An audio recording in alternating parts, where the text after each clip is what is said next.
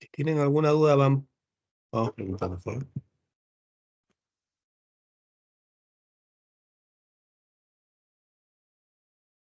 Entonces, los objetivos es conocer la fisiopatología de la fractura, realizar el diagnóstico radiológico, conocer el tratamiento médico oportuno. ¿Sí me escuchan, no? Hola. Sí, doctor, sí se Está bien. escucha. Entonces, bueno, esto ya lo conocen porque les han hecho en todo lo que es fractura. Recuerden que para que se produzca una fractura, debe haber fuerzas de estrés como flexión, torsión, cizallamiento, su combinación, ¿no? Entonces, recuerden que los huesos tienen propiedades, ¿no? Y uno de ellos es la elasticidad. Un hueso elástico, la elasticidad le permite al hueso deformarse y recuperar su forma original. Pero va un momento en que esa fuerza elástica es vencida, ese punto elástico es vencido, ¿no? El punto de resistencia es vencido sin llegar a fracturarlo de la fase plástica, ¿no? Y luego ya viene la deformación o la fractura. Entonces es importante porque lo que vamos a ver hoy día es fractura sobre todo en niños. Y en los niños sí podemos ver este tipo de fractura de deformidad plástica o de fractura de tallo verde. Entonces recordar que la composición, anatomía e histología del sistema esquelético pediátrico no es solo una versión más pequeña en un adulto. O sea, no nos confundamos con que un niño es un adulto pequeño, ¿no? Tiene diferentes características que hacen incluso que sus fracturas consoliden más rápido, que no haya muchas fracturas, que las fracturas sean menos complejas, ¿no? Y que resistan más a las fuerzas deformantes. La mayoría de las diferencias entre los sistemas esqueléticos de los adultos y los pediátricos se deben a la fisis, ¿no? Eh, ¿Por qué? Porque la fisis, recuerden que va a permitir el crecimiento continuo ante la maduración esquelética. Y esto es importante porque si nosotros tenemos una fractura cerca a la fisis, puede haber una alteración o puede haber una detención del crecimiento y convertirse en un arresto oficiario o acelerar el crecimiento porque cerca a la fractura el hematoma y los componentes sanguíneos y los componentes inflamatorios pueden hacer que más bien haya un crecimiento acelerado. Por eso es que en algunos casos ustedes pueden ver que hay niños que tienen una fractura, ya sea en cúbito, ¿no? O en húmero, y se dan cuenta que el lado fracturado resultó ser más grande que el lado no fracturado. Es por esto, se explica porque a diferencia de los adultos donde no hay fisis, en los niños siempre va a haber este crecimiento. Entonces, recordar que la fisis es la placa de crecimiento de los huesos largos y va a permitir el crecimiento óseo a partir de una base cartilaginosa, ¿sí? Entonces, recordemos, esto ya ustedes ya lo conocen muy bien. Recuerden que los huesos, sobre todo en los niños, ¿no? No podemos hacer la diferencia así en los adultos porque ya la fisis están cerradas. Pero en los niños tenemos en el hueso largo básicamente dos extremos que son las epífisis, tanto la proximal como la distal, ¿no? La metáfisis, que es la, interse- ¿cómo decir? La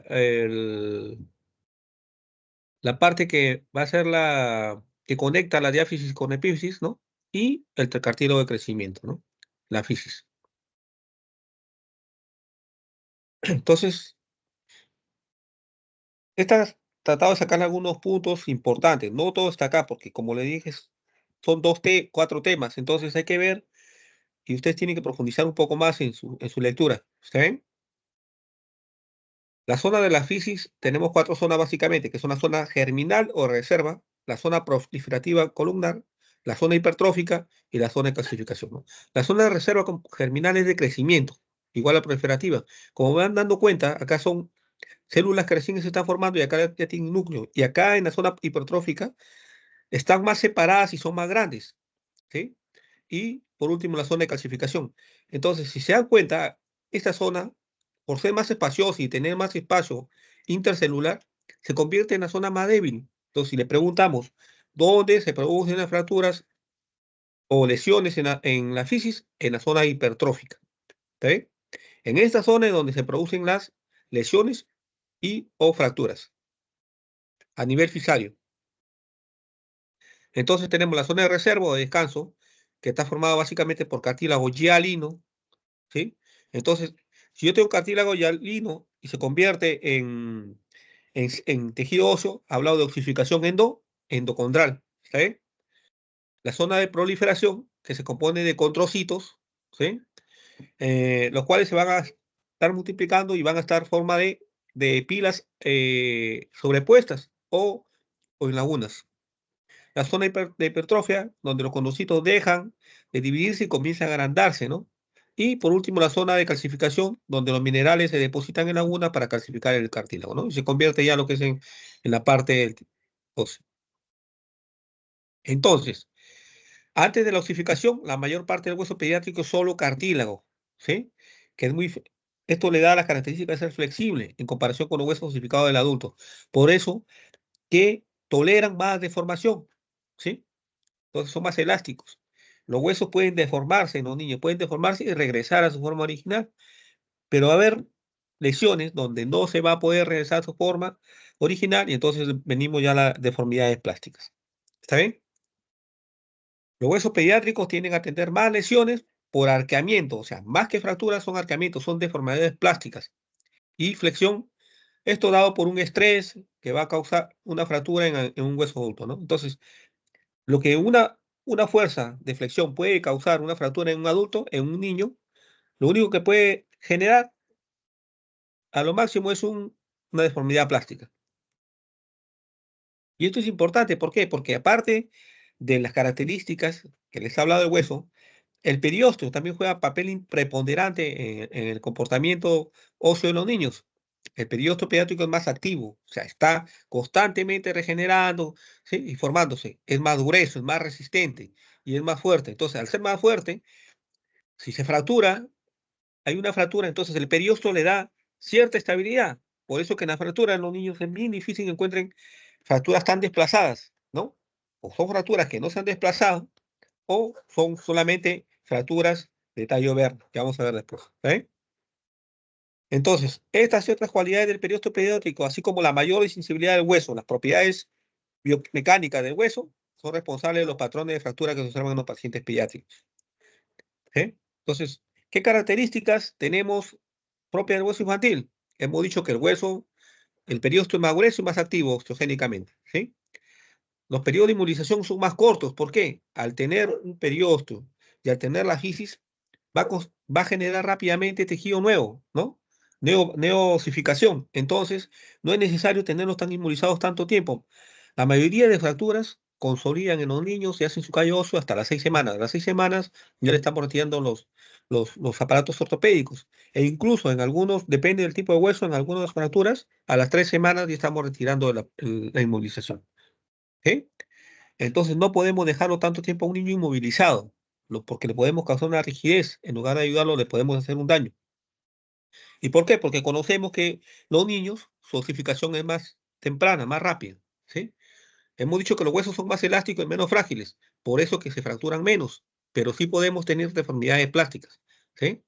La presencia del cartílago epifisiario y los núcleos de osificación, esto es importante porque dan los crecimientos en en transversal y en longitud. Recuerden que los núcleos de osificación son las epífisis. Entonces, tenemos, por ejemplo, en el codo tenemos 6 núcleos de osificación. Tenemos la trocla, epitrocla, los cóndilos, ¿no? Entonces, ¿qué pasa si yo tengo un niño que tiene una fractura de cóndilo humeral? ¿Sí? Y si, por ejemplo, esa fractura estuvo un poco angulada, vamos a suponer que tengo un 10 grados de varo o 10 grados de valgo, que es valgo más benigno. Entonces, ese niño yo lo inmovilizo y ustedes lo ven a las 6 semanas que llega el niño a su control y le dice, no señora, está mal, ha consolidado de forma angulada, tiene 10 grados de varo. Pero yo no me doy cuenta de que como tiene otro núcleo de osificación, esos núcleos de osificación van creciendo. Entonces, ¿eso qué va a permitir? Que los huesos de los niños se pueden remodelar. Entonces, yo no puedo actuar rápidamente sin por lo menos observarlo unos 6 meses, ¿sí? Ir comparando. ¿Por qué? Porque tiene núcleo de osificación. Si yo hago algo, corrijo esa deformidad, recuerden que los otros núcleos van a crecer. Entonces, del valgo lo puedo llevar al varo. Entonces, yo tengo que conocer bien la fisiopatología, el comportamiento óseo, para poder tomar una decisión adecuada y no hacer daño. Entonces, otra de las características es la mayor capacidad de regeneración tisular rápida consolidación de la fractura, como hemos dicho, y por eso, si se consolida rápidamente, si tiene toda esa capacidad regenerativa, entonces los diagnósticos o las complicaciones como osteoartrosis o retraso de la consolidación van a ser raros, ¿no? Entonces, hay remodelado de las consolidaciones viciosas, pero siempre manteniendo un rango, ¿sí? Entonces, si yo en un paciente tiene una fractura de diáfisis de radio y tengo una angulación de 10 grados de varo o de valgo, ¿sí? Tengo una angulación de 10 grados. Por lo menos tengo que esperar, porque yo sé que las fracturas en los niños se van a remodelar, ¿no? Pero si yo tengo, eso lo puedo ver en un niño menor de 10 años. Si yo tengo un niño mayor de 10 años, no puedo pensar que eso se va a remodelar, porque ya su crecimiento está terminando. Entonces tengo que tener todos esos factores en cuenta. Si se dan cuenta, les he dicho que son trastornos en el plano coronal, varo, valgo, ¿sí? Pero si yo tengo un trastorno rotacional, eso sí no va a remodelar. Ahí sí tengo que actuar, ¿sí? Si tengo una limitación para la pronosupinación, eso no va a remodelar, ¿sí? Y como les decía, en algunos casos va a haber hipercrecimiento de la zona fracturada, ¿sí? Y aparte, la característica esencial, creo, en estos niños es la presencia de la fisis. Entonces, ¿cuáles son los patrones de fracturas en los niños? Las lesiones en tallo verde, el torus, las fracturas en espiral, que son básicamente lesiones por flexión, ¿no? Y también las fracturas que se presentan en el adulto. Entonces vemos acá, este es un hueso normal, con las epipsis, sufisis, ¿no? Este es una incurvación plástica, o sea, es un hueso que se ha deformado, pero que no vence la resistencia para fracturarse. Entonces, pero tampoco regresa a su forma original. Entonces tiene un incurvamiento, es una deformidad plástica, ¿no? Esta es la fractura en rodete. Esta es una fractura incompleta, pero ¿qué pasó? Mire, hay una impactación de la metáfisis con la diáfisis, ¿sí? Estas fracturas no necesitan tratamiento, solamente inmovilización. En la deformidad plástica, sí hay que corregir esa deformidad, ¿sí? Por el encorvamiento. Entonces hay que tratar de darle presión en el vértice, le damos presión en el vértice de la deformidad y vamos haciendo tracción, ¿sí? Y luego lo inmovilizamos. ¿Cuántas semanas? 3 semanas. Las fracturas incompletas, miren cómo hay acá, una fractura incompleta. Esta cortical está íntegra y esta cortical es la que está afectada. Es una fractura incompleta, esa es la fractura de centallo verde. Nosotros en el hueso vamos a tener una zona de comprensión, ¿sí? Y una zona de tensión, ¿sí? Tensión es, un ratito,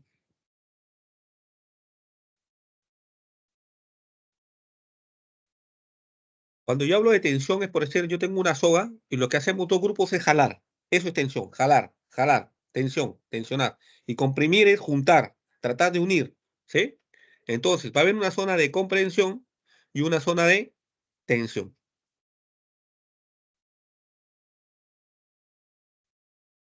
Entonces, esta sería la zona de comprensión y esta sería la zona de tensión. Y el otro tipo de fracturas, las fracturas completas, que son muy raras, pero se presentan, sobre todo en traumatismo de alta energía, ¿no? Y las epifisiolisis, que son lesiones que afectan a la fisis, ¿sí?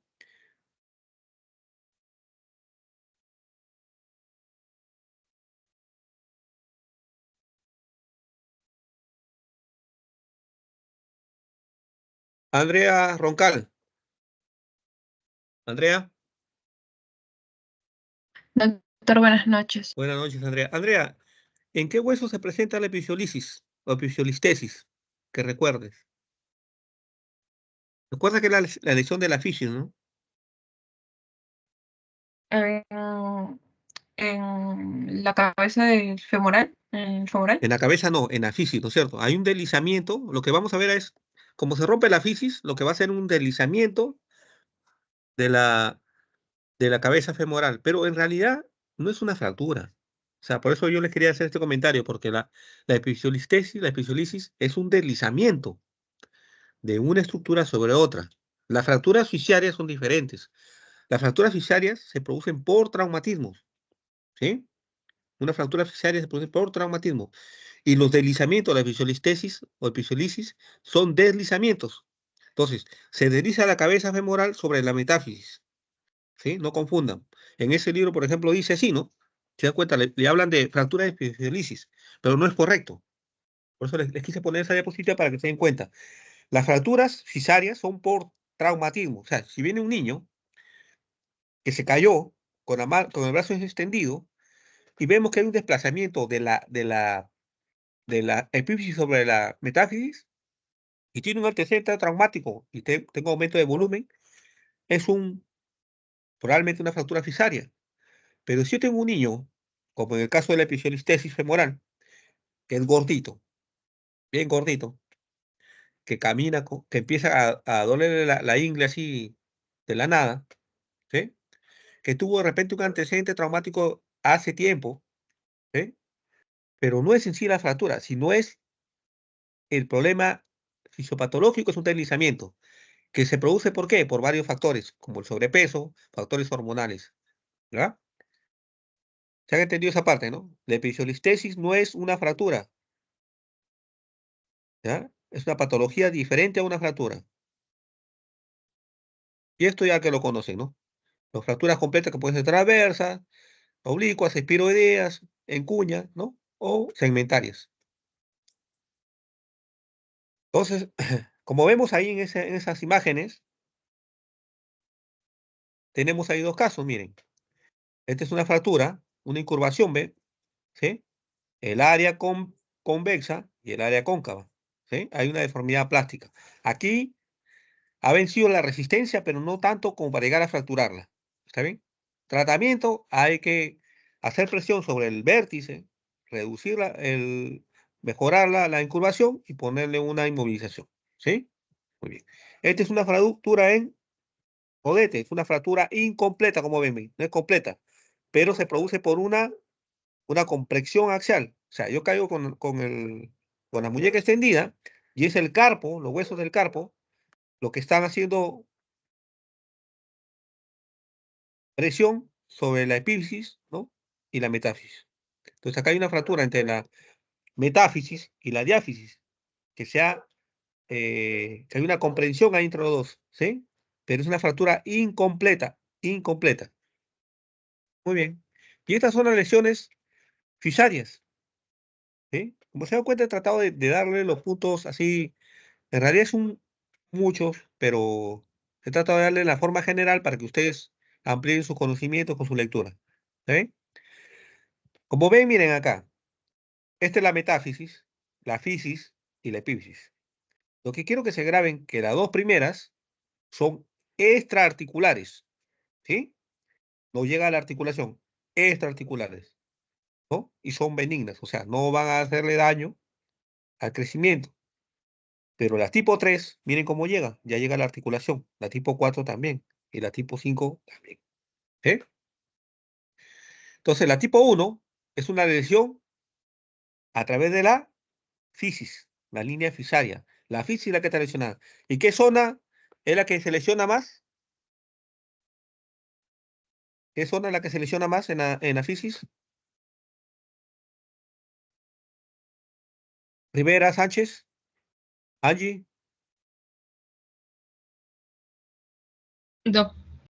¿cuál es Doctor, doctor. cuál es la zona que se lesiona en la fisis? Te he dicho que existen 4 zonas. ¿Cuáles son esas zonas de la fisis? Mm, Dalesca, Dalesca,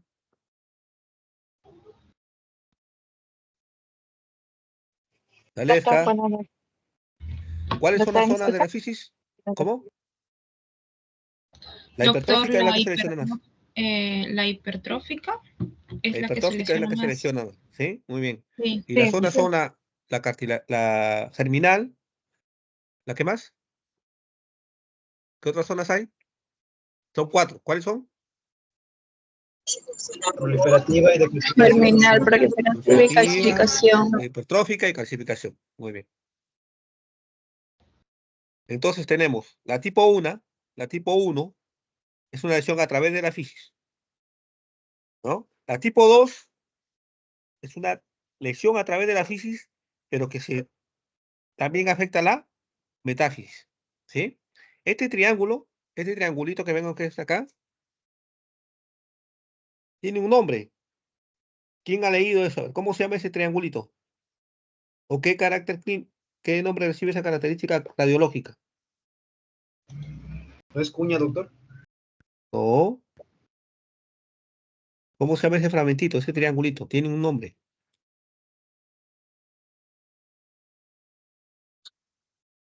Tallo verde. No. Tallo verde, las fracturas de tallo verde no son fracturas de la fisis.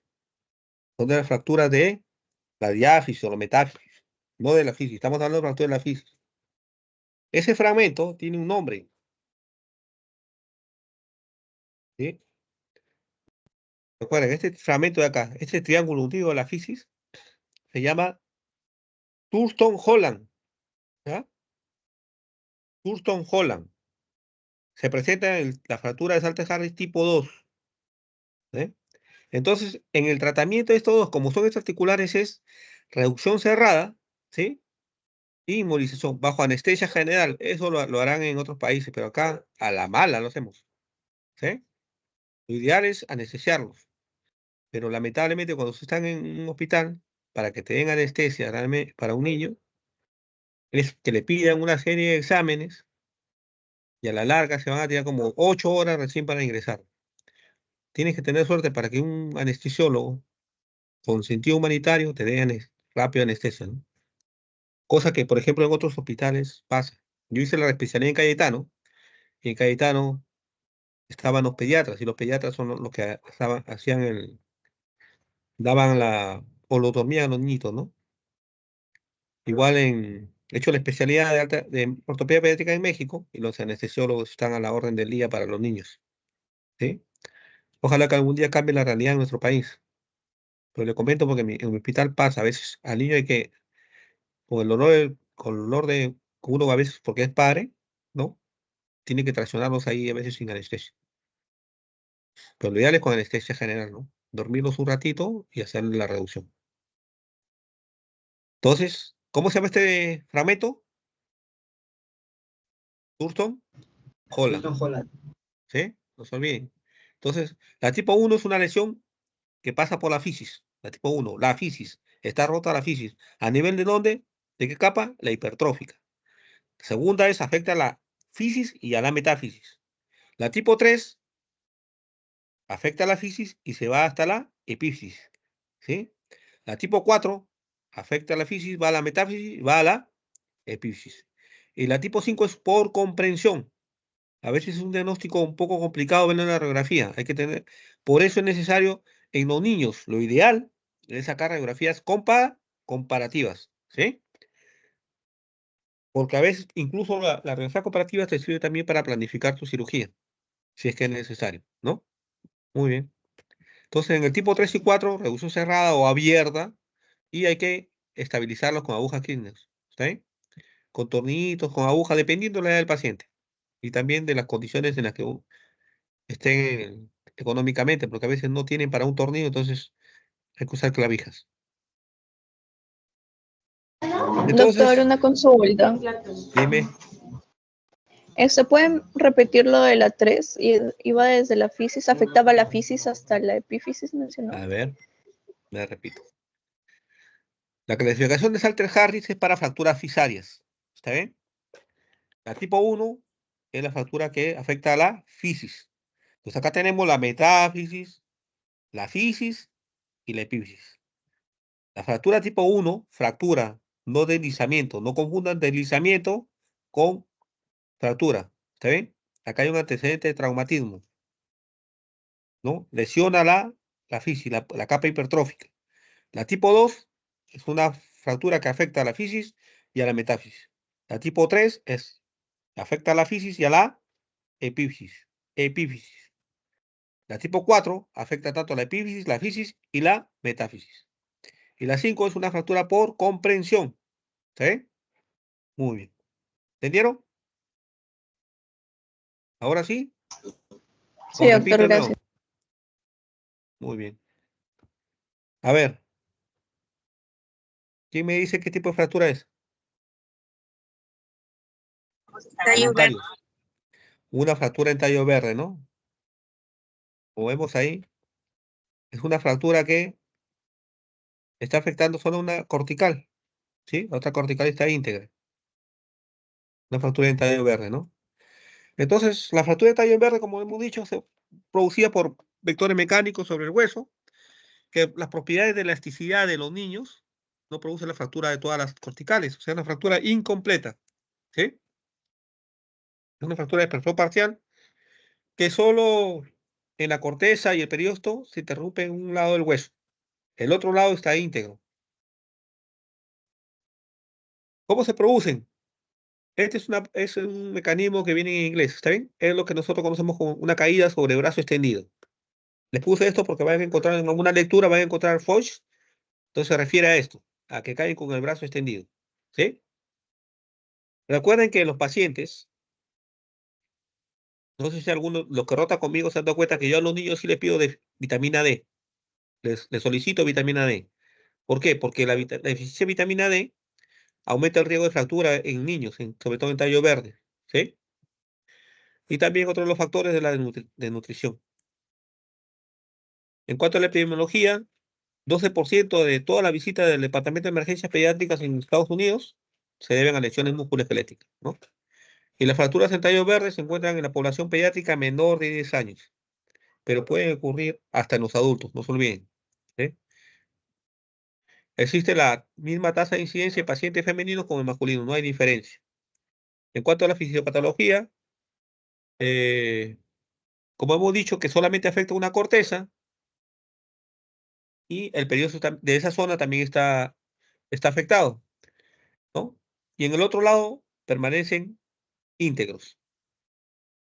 ¿Dónde más se presenta? Perdón, frecuentemente ¿dónde se presentan? Los huesos largos, peroné, tibia, cúbito, radio, húmero y clavícula. En alguna literatura vamos a encontrar que el hueso más afectado por fractura de tallo verde es el cúbito, ¿ya? Por ahí en alguna lectura lo van a leer eso. Las personas que tienen esta fractura van a llegar con el brazo sostenido, ¿no? Lo sostienen con su otro miembro superior, sostienen el brazo en forma extendida, ¿no? Entonces, recuerden que el periosto, la metáfisis y la diáfisis en los niños son fuertes, ¿no? Y el periostio es continuo desde la metáfisis hasta la epífisis. O sea, el periosto, vamos a encontrar que está rodeando a la metáfisis hasta la epífisis, ¿sí? Entonces, ¿eso qué quiere decir? Que si se rompe de un lado, el otro lado queda íntegro. O sea, solamente vamos a ver que se afecta a un lado y no va a haber desplazamiento. La angulación es mínima muchas veces. ¿Qué zona hemos dicho que se lesiona? La zona hipertrófica de la fisis es el punto más débil donde comúnmente ocurren las fracturas, ¿eh? La lesión de la fisis o de la placa fisaria puede provocar un retraso en el crecimiento óseo. Entonces, las fracturas en tallo verde pueden ocurrir en cualquier parte de la diáfisis, en la metáfisis. ¿Está bien? No en la fisis. En cualquier parte de la diáfisis, en la metáfisis. No en la fisis. Pero por la cercanía de la fisis, puede haber alteraciones en el crecimiento, ¿sí? Puede haber que haya angulaciones o puede haber hipercrecimiento, ¿está bien? Entonces, estas fracturas ocurren debido a la mayor proporción de matriz de colágeno con enlaces cruzados inmaduros. O sea, hay una relación de los enlaces tanto maduros como inmaduros, eh, mayor proporción de los inmaduros. La clínica, ustedes la conocen, básicamente es importante tener en cuenta la edad, el sexo y la ubicación anatómica, ¿sí? No es igual una fractura en un niño mayor de 10 años que en un niño menor de 10 años. Recuerden que los niños menores de 10 años toleran más la deformidad, ¿no?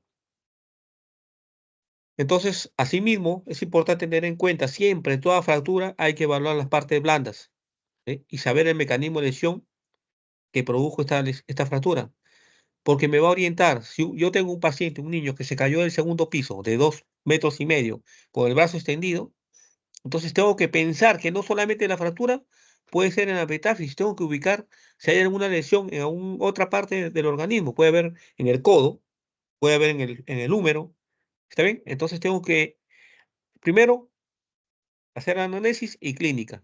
Y en base a eso, solicitar los exámenes de ayuda diagnóstica. Entonces, importante también en cuenta siempre en una fractura el estado neurovascular, ¿no? Por eso les dije, siempre hay que evaluar las articulaciones, tanto por las distales como las proximales a donde se produjo la fractura. ¿Está bien?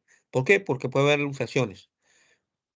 Si yo, por ejemplo, tengo una fractura en el cúbito y tengo asociado una luxación radiocubital proximal, ¿cómo se llama ese tipo de fractura?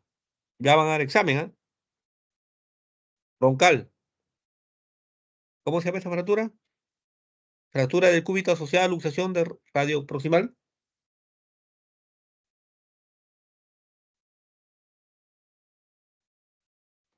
Broncal, Montegia, ¿no? Buenas noches, doctor. Sí. Montegia, fractura de Montegia, ¿no? Y si tengo una fractura de radio asociada a una luxación distal, Galeazo. Galeazzi. Muy bien. Entonces, los hallazgos de la historia comúnmente incluyen un trauma accidental, ¿no? Con el brazo extendido. Muy bien.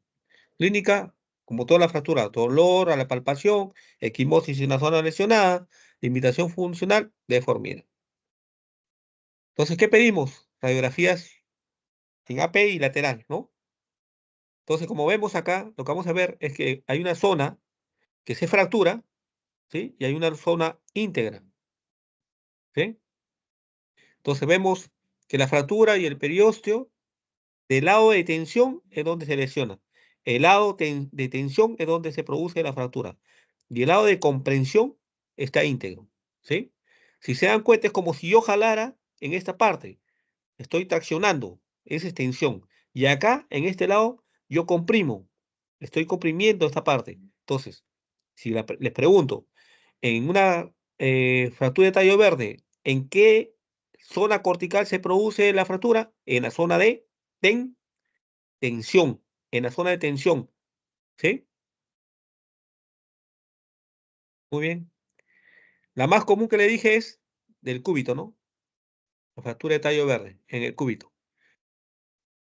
Y si se dan cuenta, siempre, la mayoría de veces, cuando yo tengo una fractura de tallo verde, en el cúbito voy asociado, la gran mayoría de veces, a deformidad plástica del radio, ¿sí? O al revés. Pero siempre, si uno tiene fractura de tallo verde, el otro va con deformidad plástica. Ya lo hemos visto. Y esa es la fractura en torus, ¿no? Que se produce por comprensión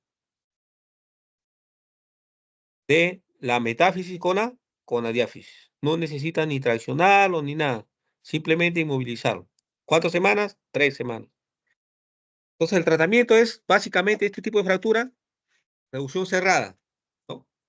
Entonces, siempre les he dicho, les he comentado a mis alumnos, a los chicos que rotan conmigo, que siempre las reducciones se hacen aplicando las fuerzas contrarias a quienes causaron las fuerzas deformantes. ¿Quiénes fueron las fuerzas deformantes?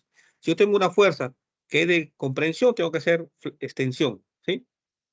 ¿Sabes? Si tengo una fuerza que hizo una angulación en rotación, tengo que ver hacia dónde va la rotación. Si tengo que fue en aducción, tengo que hacer en abducción, contrario a quien originó la fractura. ¿Está bien? Entonces le colocamos un yeso circular.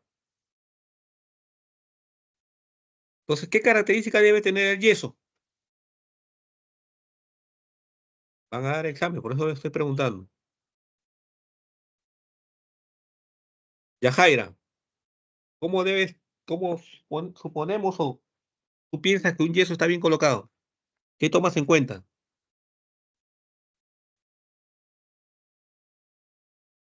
Esos fueron de las primeras clases, manejo ortopédico de las fracturas. Tiene que ir desde las partes, desde los falanges distales hasta Pero yo te digo la en parte. ya en estos casos.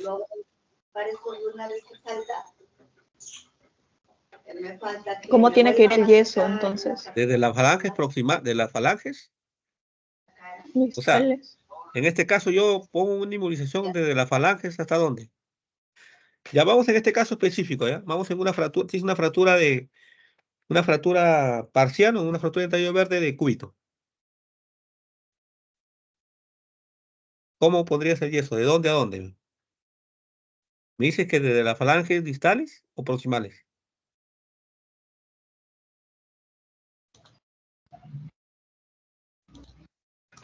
Se tiene que bloquear se pondría el yeso bloqueando la pronosupinación, sería una braquiopalmar. ¿Y de dónde vas? ¿Qué límites tomas? Doctor, primero, para inmovilizar un miembro inferior, debemos determinar el trazo de fractura y determinar cómo está el estado de las partes blandas. Luego lo podemos inmovilizar desde la articulación proximal a distal, o sea, cómo va el foco de fractura. Luego vamos a definir lo que es el nivel de inmovilización para poder controlar tres cosas: el eje, la longitud y la rotación de la extremidad. ¿Y cómo me doy cuenta si un yeso está bien colocado? Después de haber colocado el yeso, hacemos una radiografía. ¿Ya? ¿Y qué observas? Si está muy flojo o no. ¿Y cómo yo lo mido? ¿Cómo tomo referencia a eso? ¿Cuánto es el valor del índice de yeso normal? ¿Y cómo lo calculo?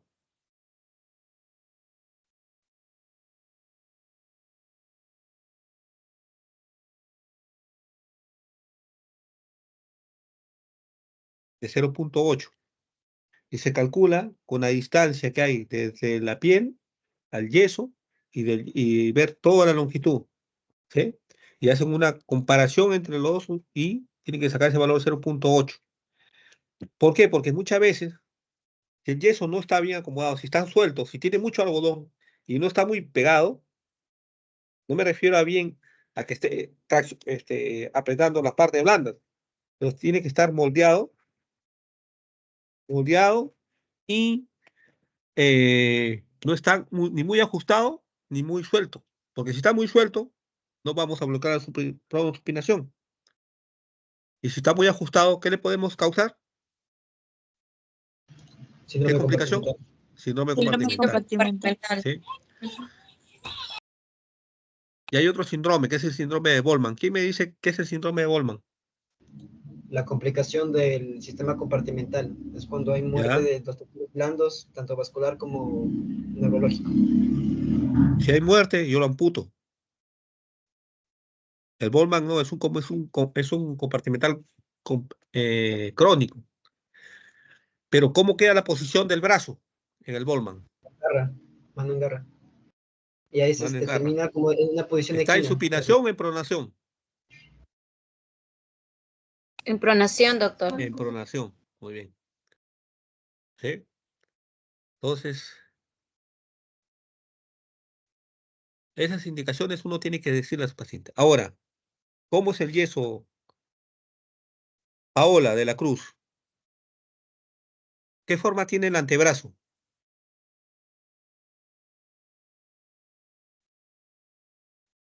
Paola. Paola. Gisela Vidaure. Dígame, doctor. Tú sí sabes. ¿Cómo es el antebrazo? ¿Qué forma tiene? O sea, al momento en que ponemos el yeso. No, ¿qué forma tiene tu antebrazo? Mírate tu antebrazo y qué forma tiene. Encantarnos en cámara. Circular, doctor. ¿Cómo? Compara tu brazo y compara circular. tu antebrazo. ¿Qué forma tiene tu brazo y qué forma tiene tu antebrazo? ¿Son iguales? No, no es cierto. El No. brazo es circular Encantados en y el cámara. antebrazo es como semiplano, ¿no? Como un pan francés. Entonces, yo tengo que ver eso. Yo no le puedo poner en el antebrazo un círculo. Tengo que adaptarlo a la forma de la parte anatómica que estoy poniendo. ¿Sí? ¿Y cuánto tiempo le coloco el yeso?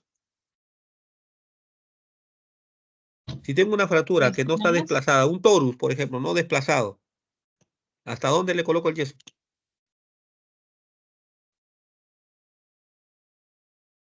¿Tendré que bloquear el codo también? Si es un torus que está impactado, que no se va a desplazar. Le pongo un antebraquio, ¿no? Un antebraquial. Solamente el brazo, el antebrazo. Pero si yo tengo una fractura diafisaria que está próxima a la articulación del codo, entonces inmovilizo hasta el brazo, un braquio palmar. ¿Eh? Muy bien. Recuerden, en nodillos, máximo 6 semanas. En fracturas estables como el torus, 3 semanas. Y no necesitamos hacer reducción. En la deformidad plástica hay que corregir la deformidad.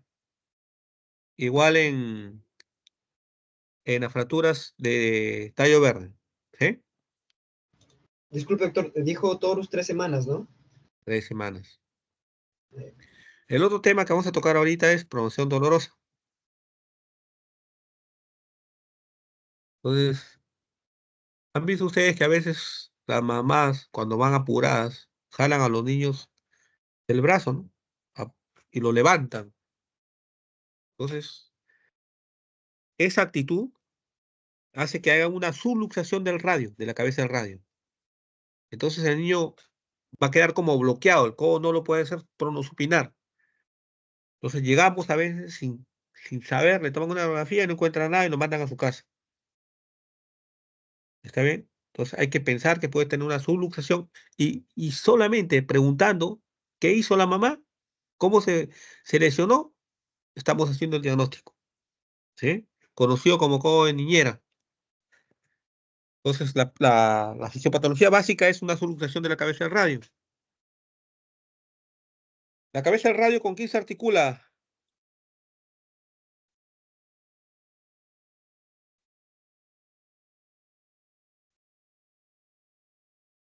Andrea, Andrea, Doctor, ¿puede repetir, por favor? la cabeza del radio, ¿con quién se articula?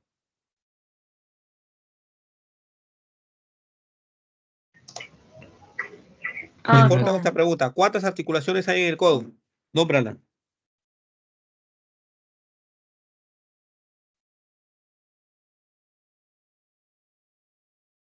¿Cuántas Son, articulaciones hay en el codo? tenemos la humeral cubital, la Húmero húmero cubital. radial, La húmero cubital, ¿quién se articula con quién? ¿cómo así? ¿Qué parte del húmero y qué parte del radio? O me he dicho húmero cubital, ¿no? ¿Qué parte del húmero con qué parte del cúbito?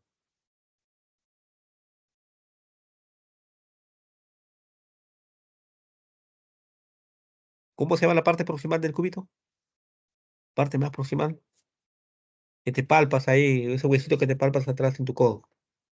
Ah, el olecrano. Ole, olecrano. Se articula con la fosa olecraniana del húmero. Esa es una, ya. ¿Qué más?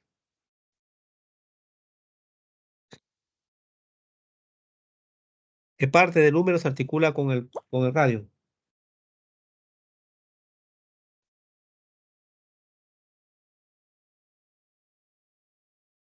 Chicos, van a dar examen ¿cuándo? El sábado, ¿no? Doctor, con la tróclea del húmero No, por ahí o el vamos. epicóndilo medial El, derecho. el, el cóndilo del húmero con la cúpula radial. Mm, ¿Sí? ujú. Muy bien.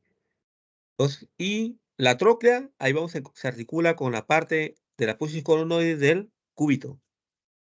Y el radio con el cúbito se articulan, ¿sí? La parte de la de la cúpula que tiene la fosa sigmoidea del radio con la cavidad sigmoidea del cúbito. Esa es otra articulación, radio cubital proximal, ¿sí? Entonces, recuerden que esas articulaciones van a estar mantenidas por tejidos y por ligamentos, ¿sí?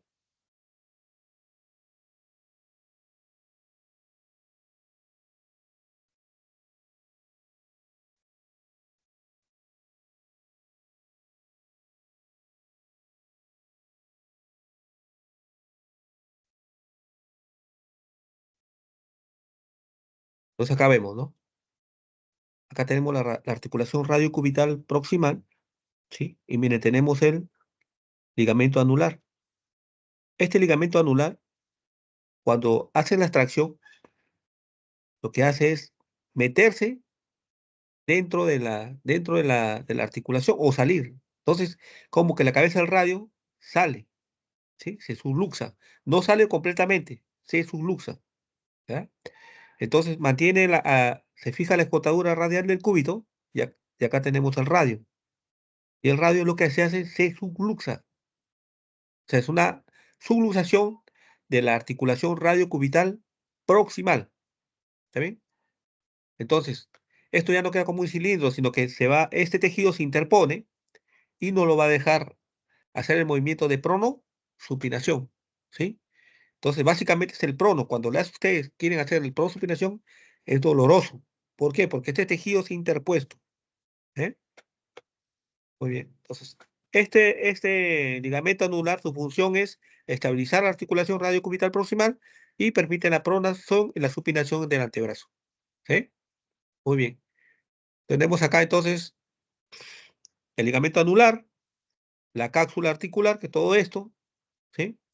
Tenemos la membrana sinovial, el ligamento colateral del radio y el ligamento colateral cubital, ¿sí? Todo esto mantienen estable la articulación radiocubital distal. Entonces, el ligamento anular es el que se interpone entre los dos, ¿sí? Y se subluxa la cabeza del radio.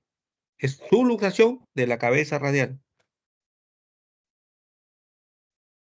Entonces, Kaplan y Lillis relatan que este fenómeno se produce por laxitud ligamentaria en este grupo etario, ¿sí? Recuerdan, los niños mayormente son más laxos que los adultos, ¿sí? Y hay niños que están más predispuestos a la hiperlaxitud ligamentaria. Entonces, tener en cuenta esos niños que tienen hiperlaxitud ligamentaria, recomendar siempre que no hagan estos tipos de maniobras o que los niños mismos no hagan ejercicios forzosos para evitar las luxaciones, ¿no? Y en este caso la subluxación de la cabeza del radio. Se produce un desgarro del ligamento anular del radio, permitiendo que quede atrapado en la articulación radiocapitelar, ¿sí? Ese ligamento anular es el que queda atrapado entre la articulación, mientras que la cabeza del radio no se mueve de su posición, ¿sí? Ese atrapamiento evita que la cabeza pueda girar sobre el cúbito, ¿sí? Entonces, recuerden que la pronosupinación esta cabeza del radio, en la pronosupinación, lo que hace es, cuando yo prono o supino, gira sobre esto, gira sobre el cúbito, ¿sí? Y en la pronunciación dolorosa, como el tejido está interpuesto, no va a permitir hacer ese movimiento, ¿no? Queda atrapado. Es un normal, y acá ven cómo está. Está metido el tejido entre la articulación radiocapitelar. Se mete el cóndilo, o sea, el capitelium, que es la zona distal del cóndilo, con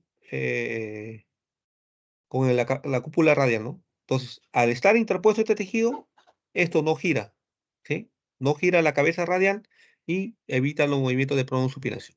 Tenemos acá entonces el húmero distal, el capitelium, que es la zona distal del cóndilo, la tróclea, la cabeza del radio, que es esta, el ligamento anular, el radio y el cúbito. Entonces, le repito, la fisiopatología es atrapamiento del ligamento anular, ¿sí? En la articulación radiocapitelar. Se interpone el ligamento anular entre el capitelium y la cúpula radial y evita los movimientos de pronosupinación.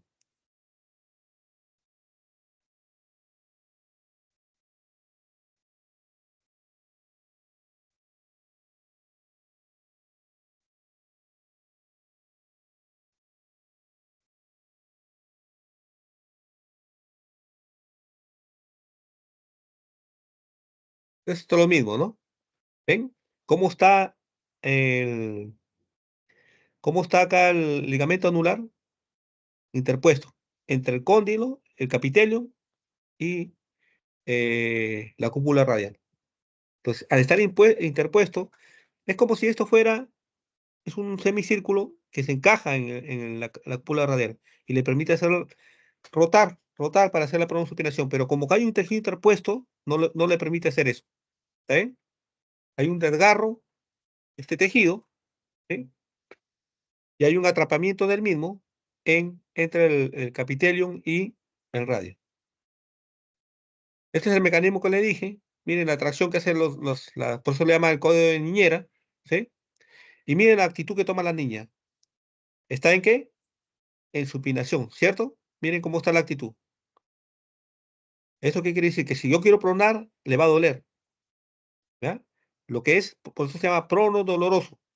Porque al intentar hacer la pronación, no le duele. ¿Por qué? Porque el tejido está interpuesto. No le permite hacer ese movimiento. En un estudio en el año 95 se reportó que el 63% de los niños menores de 6 años que consultaron un servicio de urgencias por dolor o incapacidad de movilizar una extremidad superior tenían esta lesión como diagnóstico final. ¿Sí? ¿Y esto por qué? Porque a partir de los 6 años ya el cartílago anular se vuelve más rígido. Entonces ya no es tan flexible. Ya no estar flexible, no se va a interponer entre los tejidos. O sea, está ahí rígido. ¿Sí? Actualmente representa un 20% de las afecciones de las extremidades superiores y es la patología más frecuente en niños menores de 6 años. ¿Sí? Más específicamente se presenta entre los primeros 4 años, más prevalente en el sexo femenino, afecta al brazo izquierdo que en ambos sexos. ¿Sí? ¿Por qué? Porque mayormente siempre los llevan de lado, como las personas que llevan a los niños son diestros, le cogen el brazo izquierdo. Esa es la explicación, ¿no? Y la tasa de recurrencia puede afectar el mismo brazo o el contralateral del 5 al 39%. La clínica, ya les he dicho, dolor intenso en el antebrazo, limitación para la movilización de la extremidad a la altura del codo, no puede ser su supinación, ¿sí? El antebrazo está pronado y pegado al cuerpo, codo ligeramente flexionado, no aumento de volumen, no deformidad. O sea, el niño ya con el brazo pegado al cuerpo, así como si tuviera inflexión, pegado al cuerpo. No van a ver aumento de volumen y no deformidad. O sea, no podemos pensar en una fractura, ¿cierto? Salvo que sea una fractura no desplazado y hay un discreto dolor al palpar la cabeza del radio. ¿Es cómo llega el niño en esa actitud? Brazo pegado al cuerpo, ¿sí? Entonces, está semiflexionado, pronado y en aducción. Semiflexionado, pronado y en aducción. Y protegido por la mano contralateral. Esa es la actitud de los niños con prono doloroso. Brazo semiflexionado, antebrazo semiflexionado, pronado y en aducción. El diagnóstico es clínico, ¿sí? No necesita estudios adicionales. Si no hay antecedente de una fractura, si ven ustedes que no hay crepitación, porque eso es lo que vamos a ver, a veces no hay crepitación, no hay deformidad, no hay aumento de volumen, entonces, ¿para qué pedir una radiografía? Entonces, se realiza reducción aplicando un vector sobre la cabeza del radio, seguido de movimientos de supinación en el antebrazo y flexión del codo, ¿no? Analgésico.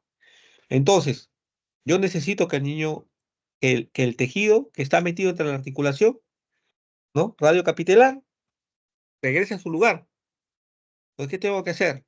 Hay dos maniobras.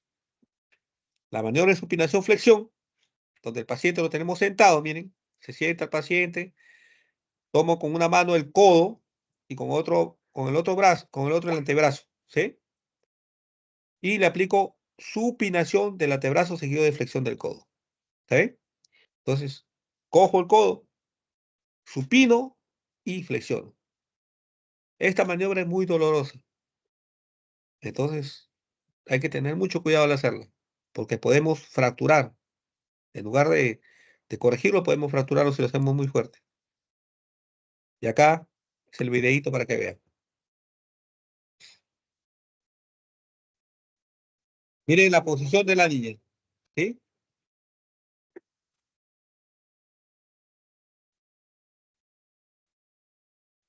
Miren cómo está el antebrazo, el izquierdo,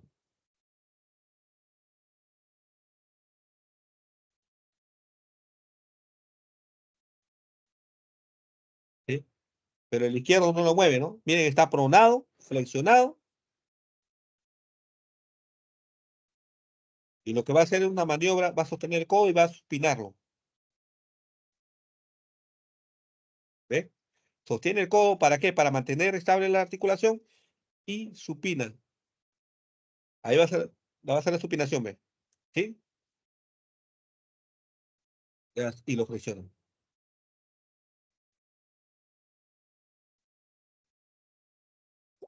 En el momento que le hacen la manipulación es que le duele. De ahí va a estar tranquilo el niño, porque ya mejora la vez. ¿Cómo empieza a manejar las cosas? Cuestión de segundos, y esperan unos minutos y ya el dolor calmó.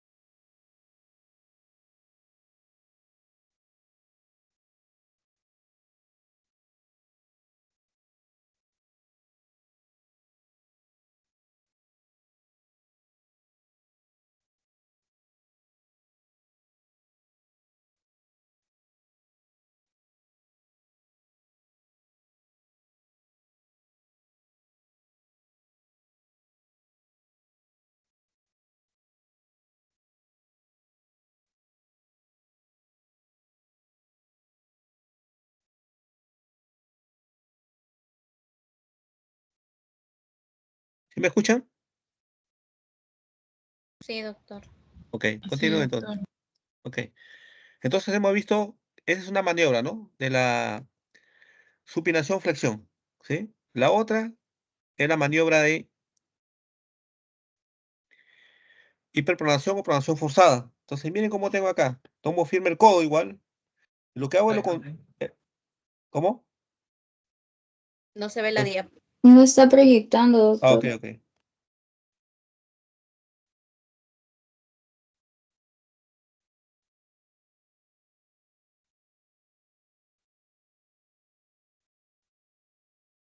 Ahora sí, ¿no?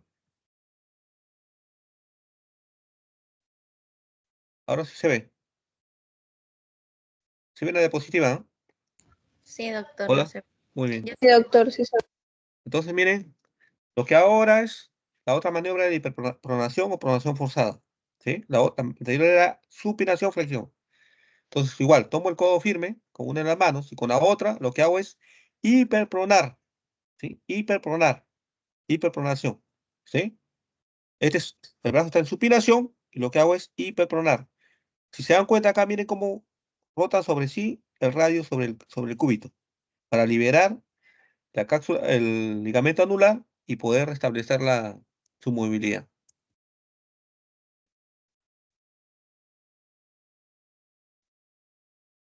Acá vamos a ver la maniobra.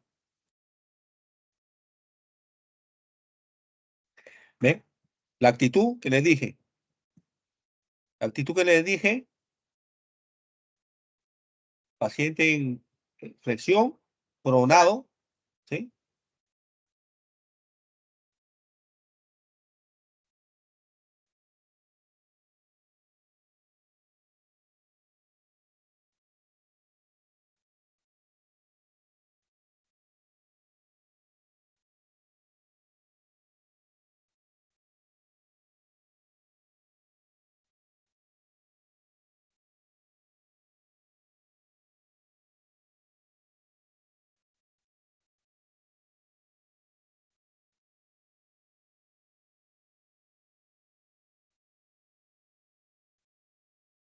Muy bien. Entonces, miren, este estudio es un estudio de diagnóstico y manejo de urgencias y lo que concluye es que la pronación dolorosa es un motivo de consulta frecuente en pacientes pediátricos alrededor de los 2 años y que el método de hiperpronación es el más utilizado para su manejo. ¿Sí? Es importante el conocimiento de esta patología en el contexto de la atención de servicios de urgencia, porque van a llegar. Entonces, muchas veces no le dan importancia si no conocen. Entonces, llegan los niños, se golpearon el codo y lo sienten que hay bloqueo para la pronación, y a veces le dicen, no, le saco una radiografía, no hay fractura, a su casa. Ya le va a pasar porque tiene dolor. Pero hay que pensar también en esta patología. Radiológicamente no van a encontrar nada, ¿sí? Pero clínicamente sí. Miren la actitud, ¿sí? La flexión, la pronación y el dolor en la zona del codo. Muy bien. ¿Alguna pregunta? ¿Alguna pregunta?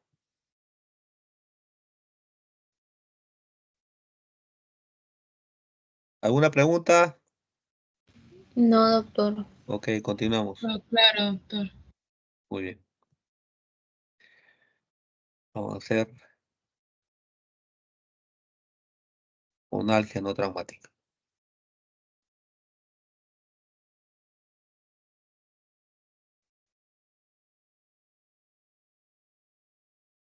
Entonces, esta es una patología frecuente también que llegan los pacientes a los consultorios o al servicio de urgencia por dolor a nivel de la rodilla, ¿no? Entonces, no por traumatismo, sino por otras causas.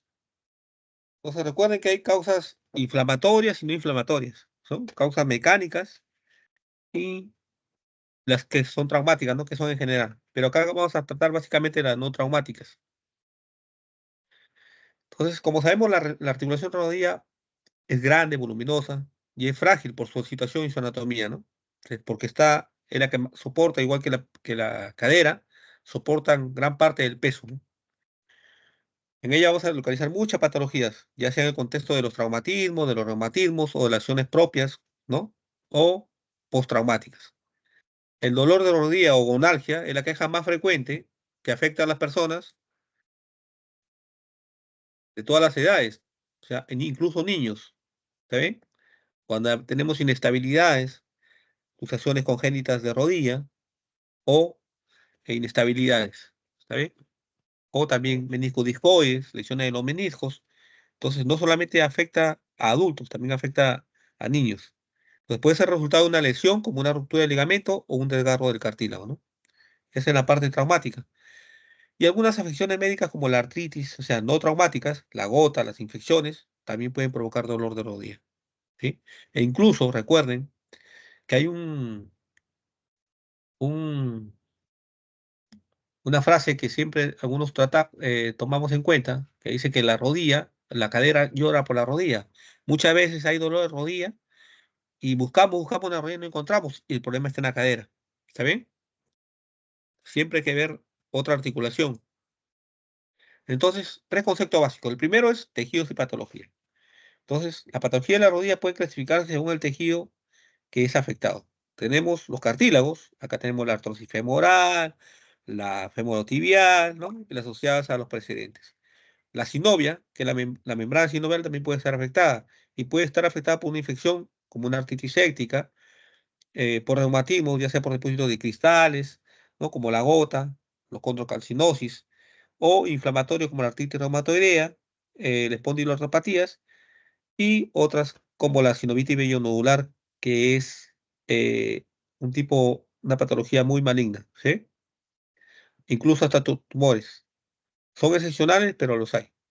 Puede estar afectado el hueso, que puede ser la parte subcondral, o sea, el cartílago en sí, la parte de debajo del cartílago, ¿no? O sea, cuando estamos en una articulación, los huesos están rodeados por cartílago. La parte subcondral, la parte más cercana, más proximal, es la que se ve afectada, por ejemplo, en una fractura de esfuerzo.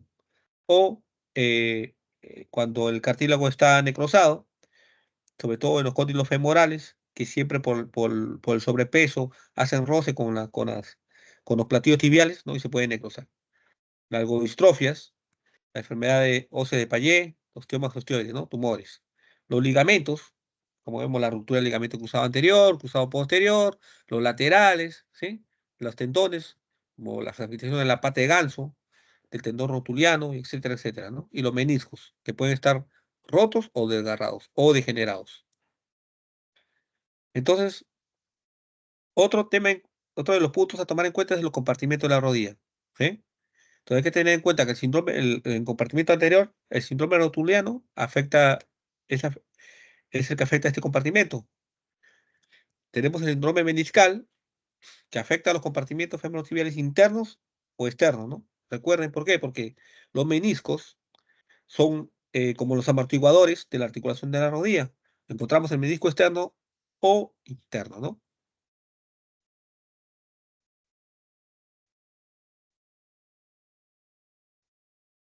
Entonces, Diego, ¿y qué forma tienen los meniscos, Diego? ¿Cómo es el menisco externo y cómo es el menisco interno?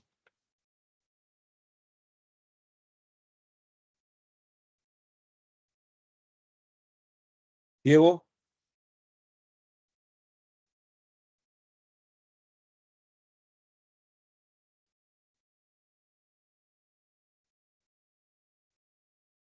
¿está sol tirado, Diego?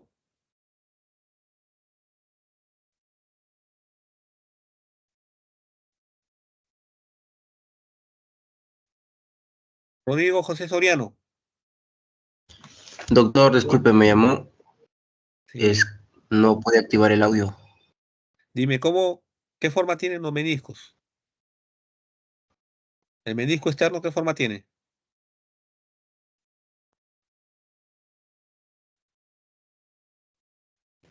Doctor, ¿tiene forma de una semiluna? ¿No? Externo en forma de C, ¿no? Ujú. Y el interno, En forma de O. oh, muy bien. Entonces recuerda que son los amortiguadores de la articulación de la rodilla. Entonces, si ante un traumatismo se van a lesionar o se van a degenerar, ¿sí? Muy bien.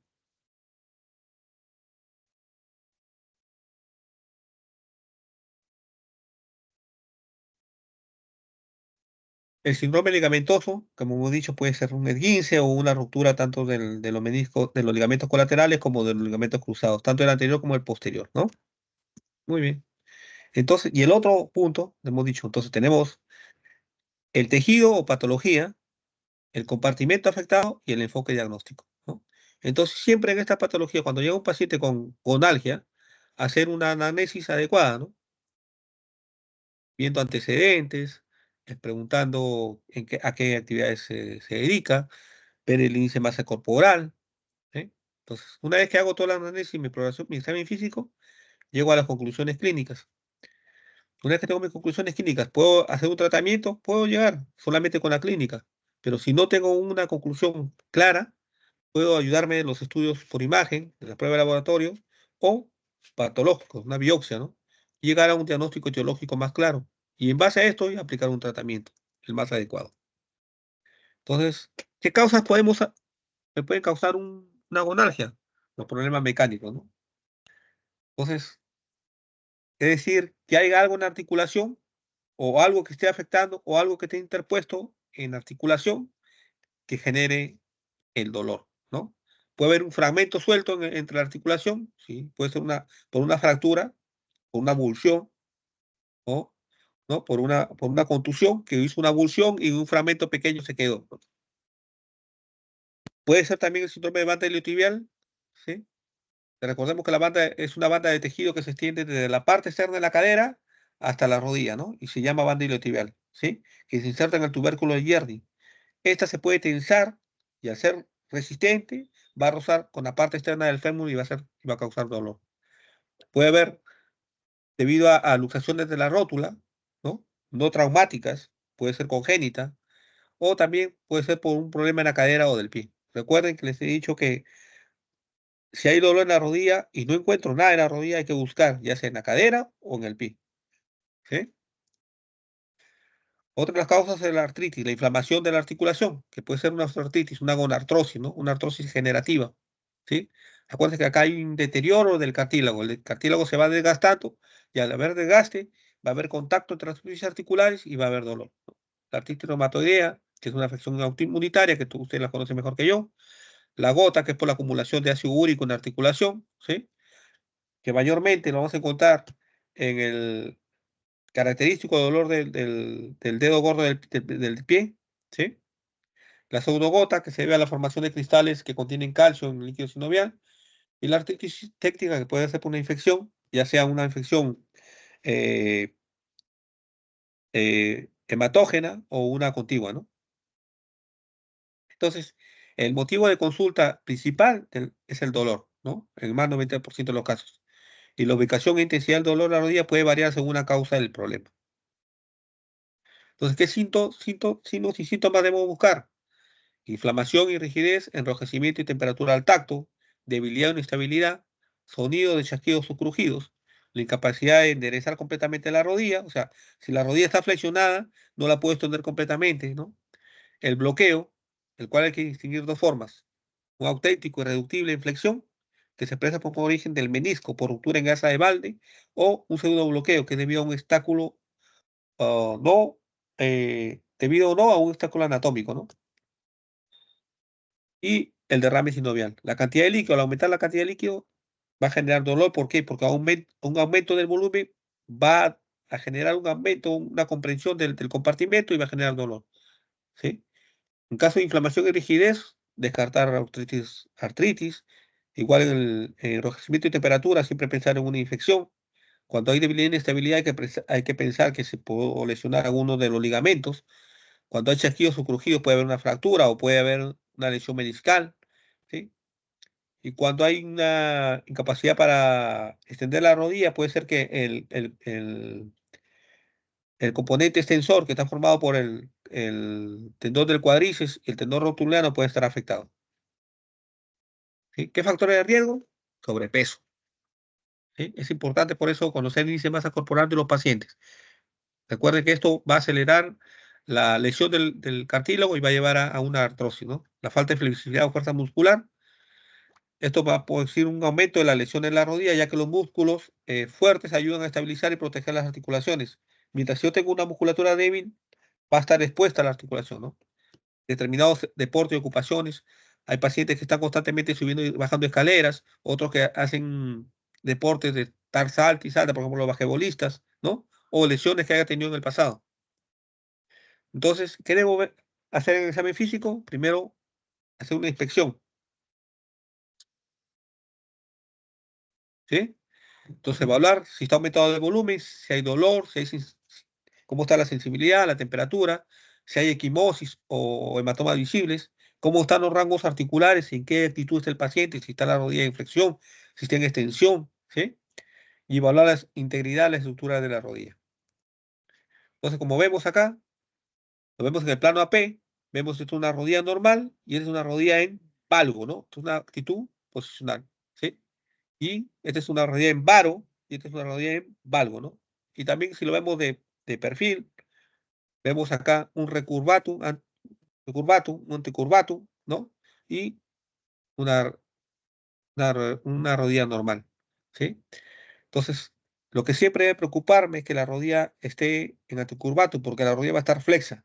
Eso es lo que no podemos tolerar, ¿no? La flexión de la rodilla. No puedo tener una rodilla flexa, tengo que actuar rápidamente. Empezar a averiguar por qué. ¿Sí? Entonces, ¿qué hemos dicho? Aumento de volumen, pensamos en derrame sinovial.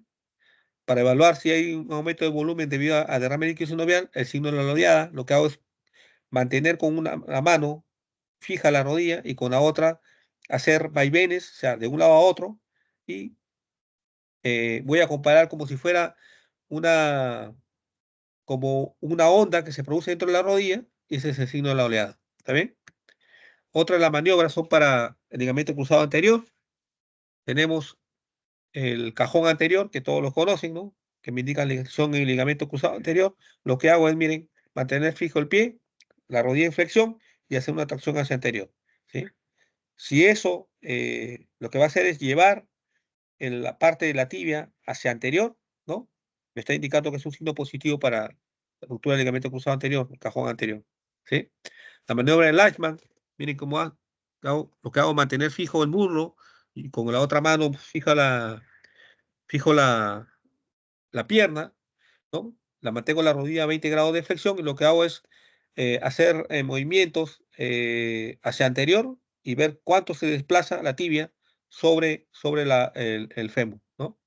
La maniobra de Lyman. Si es positivo, puedo pensar que se trata de una lesión del ligamento cruzado anterior. Entonces tengo para el ligamento cruzado anterior la maniobra de Leishman, el cajón anterior. El otro para ver si hay ruptura del ligamento cruzado posterior es el cajón posterior, que es lo contrario a lo que hemos hecho en el cajón anterior, ¿no? Igual, mantenemos fijo el pie, la rodilla en flexión, y lo que hacemos es empujar la tibia hacia posterior. El bostezo medial, ¿qué me indica si hay lesión del componente medial o el ligamento colateral medial? ¿Sí? Entonces tengo que yo ver, esa maniobra la puedo hacer en extensión completa o en 30 grados de flexión. Cuando lo hago en extensión completa, puede estar asociado a ruptura del ligamento cruzado anterior. Entonces tengo que hacer la inflexión para que solamente hacer el diagnóstico diferencial de lesión del ligamento colateral medial.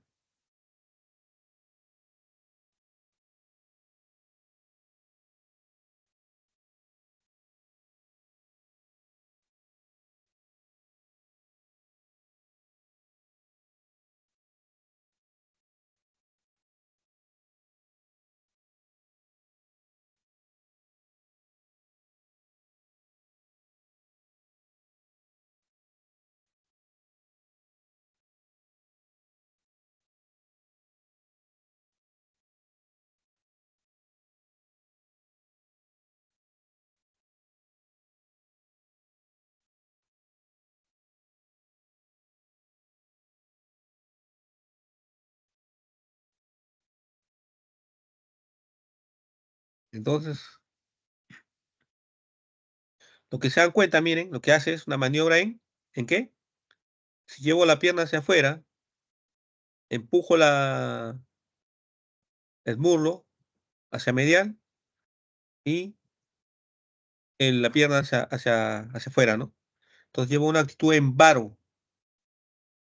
Entonces, al hacer esto, se va a abrir el ligamento colateral medial, ¿sí?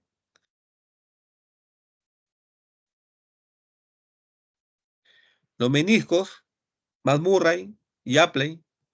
Matt Murray, lo que se hace es flexionar la rodilla, miren, y luego palpamos tanto la parte medial, el menisco medial como el lateral, y hacemos una rotación. Si yo roto internamente, o sea, llevo el pie hacia rotación interna, voy a ver si hay dolor en la parte lateral, o sea, en el menisco lateral. Y si hago una rotación externa, lo que veo es si está lesionado el menisco medial. ¿Está bien? No solamente es el dolor, sino también el chasquido, ¿sí? El chasquido que se presenta. Entonces, le repito, pongo la rodilla en flexión con mi dedo pulgar y el dedo índice, palpo los meniscos o la línea interarticular, tanto medial como lateral. Si yo roto internamente, voy a generar dolor en la parte externa. Entonces, una mamurra para decir que puedo tener una lesión del menisco lateral. Si hago una rotación externa, entonces, y hay dolor en el menisco, en la parte interna de la línea articular, puedo pensar que tengo una lesión del menisco medial. La maniobra de Apley es con el paciente en decúbito prono, ¿sí? estabilizo el muslo y lo que hago es tracción y rotación del pie, ¿sí? Tanto rotación externa e interna, igual. Si roto interno y el dolor es externo, entonces estoy con la lesión del menisco lateral. Y si roto externo, el dolor va a causarse en el menisco mediano. ¿Está bien? Entonces, Apley y Murray, meniscos. Recuerden ustedes que los diagnósticos de ayuda diagnóstica son las radiografías. ¿Qué me van a permitir hacer las radiografías? Detectar enfermedades articulares degenerativas como la artrosis, ¿no? También me permiten sospechar datos radiológicos como calcificación de los meniscos, condrocalcinosis, pero siempre cuando yo utilizo las radiografías tengo que basarme en lo que es el diagnóstico clínico. Sí, tienen que ir de la mano, tienen que haber una sospecha clínica para yo solicitar cuál o tal radiografía. La tomografía axial computarizada, cuando quiero buscar fracturas ocultas, ¿sí? La ecografía que me permite sobre todo ver parte blanda, confirmar derrame articular, eh, cuando puede tener un menisco, también en los meniscos casi no me va a dar, la ecografía no me va a ayudar tanto, pero sí me puede orientar, ¿no? Tanto en lesiones del ligamentos cruzados o también qué cantidad de derrame hay para ver si es necesario drenar o no. Y la resonancia, es el sine qua non, básicamente acá es instituible para el diagnóstico de procesos mecánicos como las lesiones meniscales y puede poner de manifiesto osteomelitis o tumor periarticular, ¿no? Entonces vemos acá, miren cómo acá tenemos las lesiones en la médula condilar, este es el cóndilo, en la médula ósea del cóndilo, ¿no? Y en el plateo tibial como vemos lesiones condrales, ¿sí? Tenemos acá una inflamación de la sinovia, una sinovitis, ¿sí? Acá vemos la parte blanquecina en esta resonancia. Lo que vamos a ver es un aumento de las partes blandas. Esto puede ser un derrame, ¿sí? Líquido, puede ser líquido o grasa, pero mayormente es por derrame articular, ¿sí? También podemos ver en esta toma, miren, acá vemos una neoformación ósea, es un osteofito que se puede producir por una artrosis, ¿no? Acá vemos las lesiones medular del cóndilo interno y también podemos observar fisuras y su asociación del menisco, ¿sí? Este es el menisco, miren, acá está el menisco, ¿no? Vemos acá que el menisco, miren, todo este es el menisco, está acá, por decir, y acá pierde su estructura, ¿ya? Igual acá vemos este es el menisco, y vemos acá esta parte blanquecina, es la lesión. Si ustedes ven el menisco, es radiolúcido, por decirlo así, pero esta imagen que se ve ahí como una línea horizontal, es la lesión meniscal. ¿Sí? Muy bien. Solamente para que tengan como esto como referencia, la ortotomografía, que también me permite ver la articulación, ¿sí? Lesiones cartilaginosas, miren cómo está separado el hueso del cartílago, ¿sí? Y observamos acá también lesiones del menisco. Miren este menisco, cómo se ve clarito, está bien, pero miren acá este menisco, esta lesión acá, ¿sí? Tenemos acá menisco, el menisco externo con su cuerno anterior y posterior, y acá tenemos la parte del cuerno anterior que está lesionado, ¿ven? Está roto. Acá está íntegro el menisco, íntegro en esta zona, pero acá está lesión en la que está afectando este menisco. Entonces, ya hemos visto las ayudas diagnósticas, radiológicas. También los estudios laboratoriales también me ayudan a hacer un diagnóstico o el ayuda diagnóstico de la agonalgia, ¿no? Es importante conocer las características del líquido sinovial normal, y el mecánico, el inflamatorio, el hemorrágico y el puriforme, ¿no? Recordar que siempre antes de hacer la extracción hay que examinar clínicamente, ¿no? cómo está la movilidad, la flexión, la extensión de la rodilla, ¿sí? Previo a eso también podemos hacer ayudas con examen de sangre, hemocultivos, ¿sí? Hemogramas, o cuando no tengamos un diagnóstico preciso, llevamos a la artrocentesis, ¿no? Entonces, el líquido mecánico se caracteriza por ser amarillo, citrino, claro, líquido, ¿no? la viscosidad es normal, los recuentos de leucocitario es menos de 1000 por células por milímetro, y la fórmula de polímeros nucleares es menos del 50%. Recuerden que también en el líquido sinovial hay que buscar cristales, y básicamente como es un proceso mecánico, el líquido es estéril, ¿sí?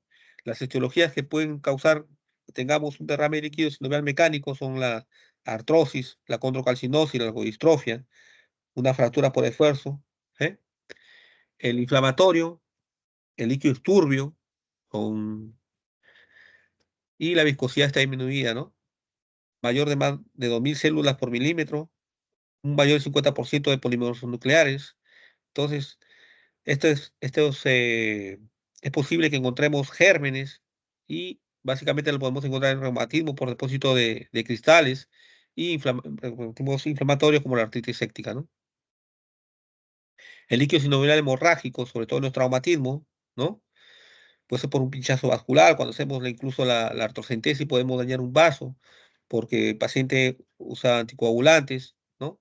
También enfermedades como las talasemias, que producen hemorragias, ¿está bien? La sinovitis medio nodular, que también es como un tipo, una patología degenerativa maligna, que también te lleva a sangrado en la articulación, ¿no? Y dentro de los traumáticos, el más importante es la lesión del ligamento cruzado anterior. O sea, si yo pienso en una lesión del ligamento cruzado anterior, lo que voy a encontrar probablemente sea sangre en la rodilla. Y el líquido sinovial infectado, vamos a encontrar que es purulento, y la mayoría de veces es inflamatorio, con un mucho más del 50% de las células de polímeros son nucleares y están alterados, y lo vamos a encontrar en las sepsis o en las infecciones, ¿sí? Muy bien. Entonces, ¿cómo hago el diagnóstico? Básicamente, me llega un paciente con gonalgia no traumática, tengo que ver si el origen es básicamente la rodilla, como le dije, o si no, puede ser de origen radicular o de la cadera o del pie, ¿no? Entonces, tengo que evaluar eso. Si es de la rodilla, tengo que pensar que puede ser periarticular, si puede ser articular o de otra causa. Si es periarticular, puedo pensar en una tendinitis anserina, ¿no? Una tendinitis de la pata de ganso, del tendón rotuliano, una bursitis rotuliana o del bíceps femoral, ¿no? Si es articular, ya me voy a todo. Veo si es degenerativo o mecánico o es inflamatorio, con todo lo que hemos hablado anteriormente. Y otras causas pueden ser un síndrome regional complejo, doloroso, una artritis por vecindad o una lesión ósea periarticular. Entonces, los 3 pasos que yo debo tener para hacer el diagnóstico de gonalgia es preguntarme, ¿de dónde es el dolor? ¿Pues viene de la rodilla o de otro origen, no? Entonces, tengo que evaluar el origen de la gonalgia, y básicamente es clínico. Hacer una buena anamnesis y una excelente exploración para buscar los elementos que definen si el dolor procede de la rodilla o de otra localización, ¿no? Y la presentación más frecuente de gonalgia no originada en la rodilla es la patología de la cadera. Como les dije anteriormente, la cadera a veces llora por la rodilla. Entonces, tengo que preguntarme si el dolor es articular o periarticular, ¿no? La causa más frecuente del dolor periarticular es la bursitis o la tendinitis anserina, la tendinitis de la pata de ganso, ¿no? Hay un dolor selectivo en la cara interna. Recuerden que en la cara interna proximal de la rodilla, de la tibia, si yo palpo o con mi pulgar en esa zona y es dolorosa, estoy hablando de una tendinitis anserina. Y la pata de ganso, ustedes ya saben cómo está conformada, ¿no? Entonces, en la zona interna, buscar si hay dolor en la línea interarticular, pensar que la lesión es del menisco interno, así como le dije, ¿no? Palpo en la línea media o en la línea externa. Si es tanto en la interna como en la externa, puedo pensar que los 2 meniscos pueden estar lesionados. Si palpo en la cara anterior, tengo al tendón rotuliano, o puede ser una patología de la rótula también.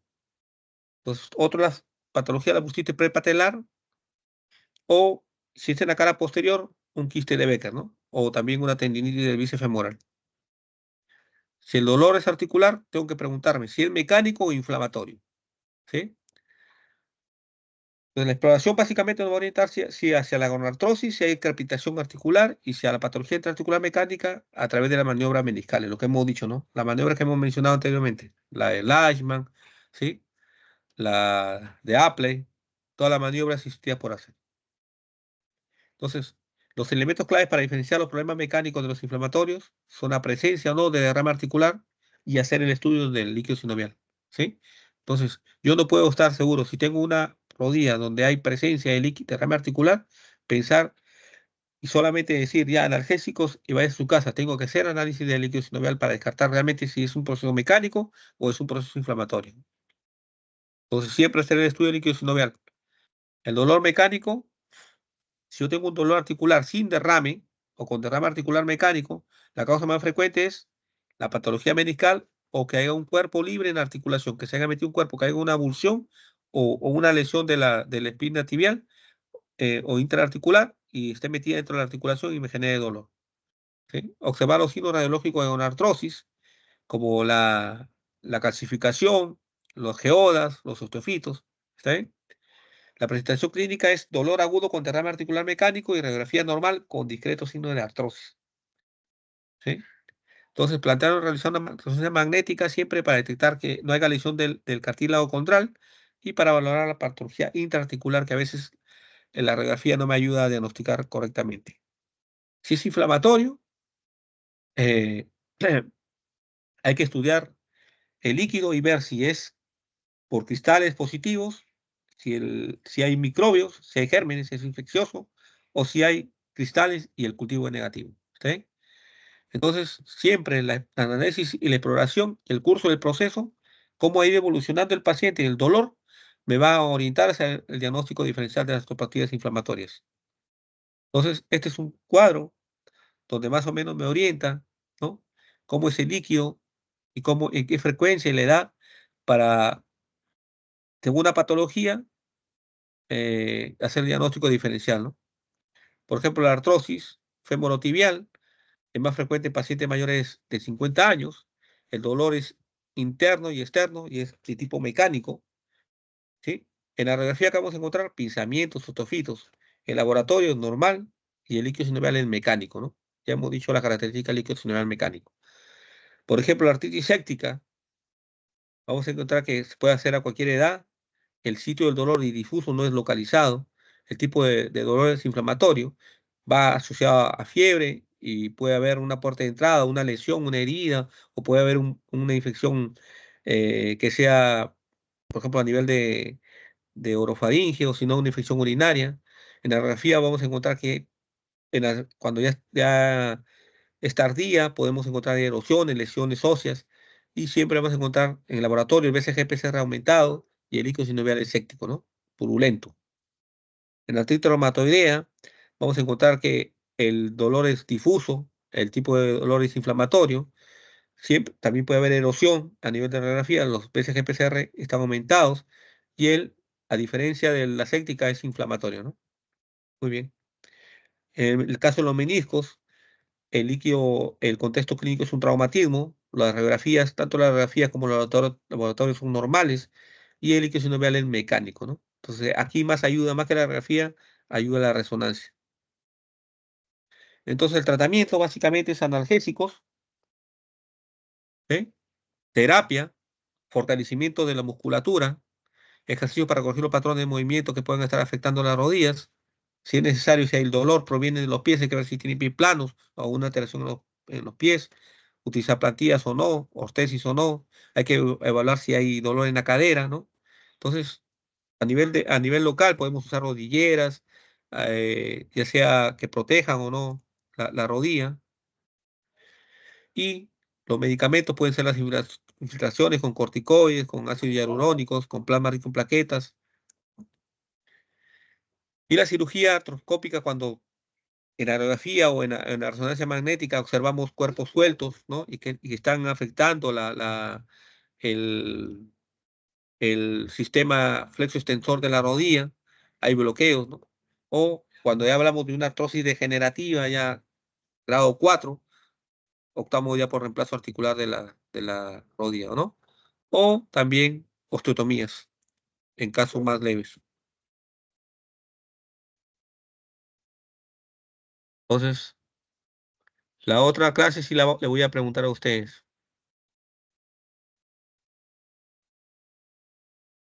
Ya están todos, ¿no?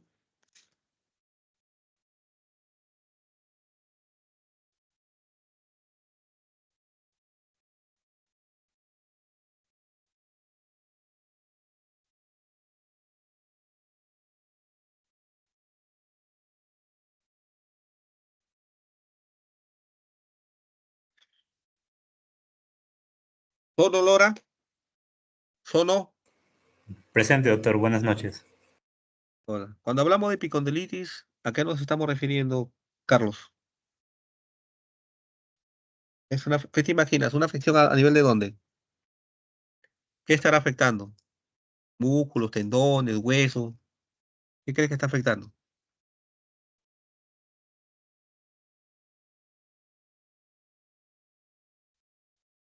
Sería un dolor causado por el daño en los tendones de los músculos del antebrazo, ¿no? Que se van a adherir al epicóndilo.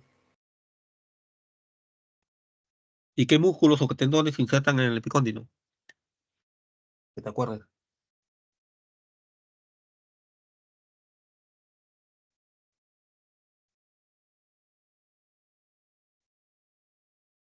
Cernaque Prada, Juan de Dios.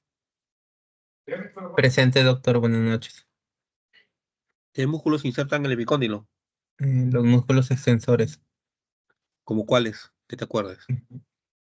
como el extensor, el extensor de los dedos, el extensor, o sea, los músculos extensores profundos de los dedos, el extensor corto del pulgar, también el extensor largo. No, esos van más abajo. Son el primer y el segundo radial. ¿Sí? El braco radial o supinador largo. Entonces, la epicondilitis lateral se va a caracterizar por una tendinopatía de la musculatura que se inserta en el epicóndilo lateral, como lo han dicho sus compañeros. Entonces, si se dan cuenta, cuando hacen el movimiento de lanzar la pelota a los tenistas, ¿no? Por eso se llama epicondilitis lateral, con el tenista, el carpintero, porque está chancando con el martillo, del latiguillo del político, ¿no? Menos del 10% de la población juega al tenis o deporte de la raqueta. Tiene una prevalencia entre 1 y 3% de la población general. Se aumenta sobre todo en trabajadores manuales, ¿no? Que hacen movimientos repetitivos de extensión y supinación del antebrazo de la muñeca. No hay diferencias en cuanto al sexo, y el pico de incidencia es entre los 45 y 60 años. Entonces, como vemos acá,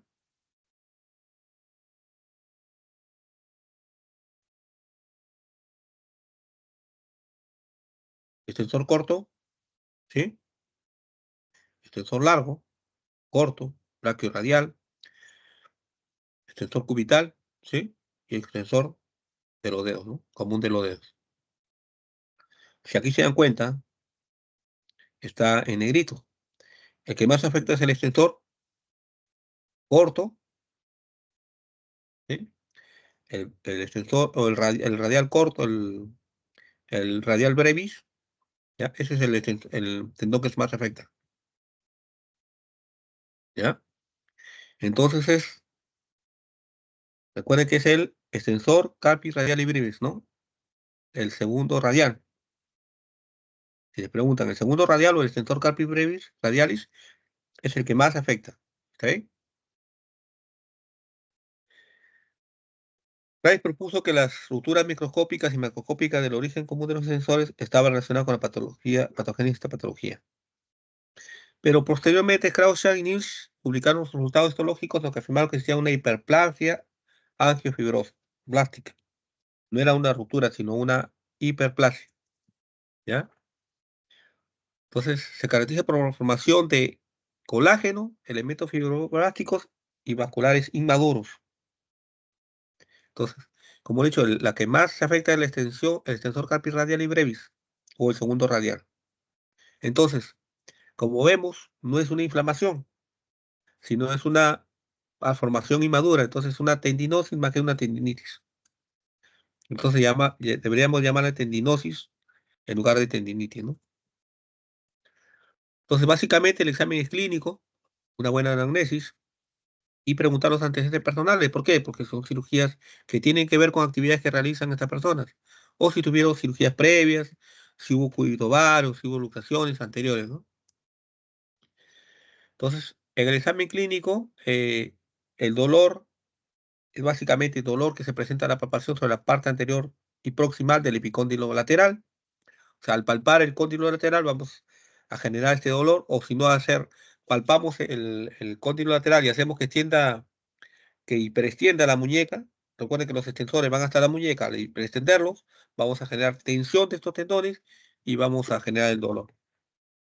Entonces, el dolor se irradia hacia la masa muscular del extensor común de los dedos, que típicamente se reproduce con la contracción, contrarresistencia de la musculatura extensora de la muñeca. Por eso le decía, hiperextendemos la muñeca hacia dorsal y generamos dolor, ¿no? La maniobra de Thompson o de las musculaturas supinadoras.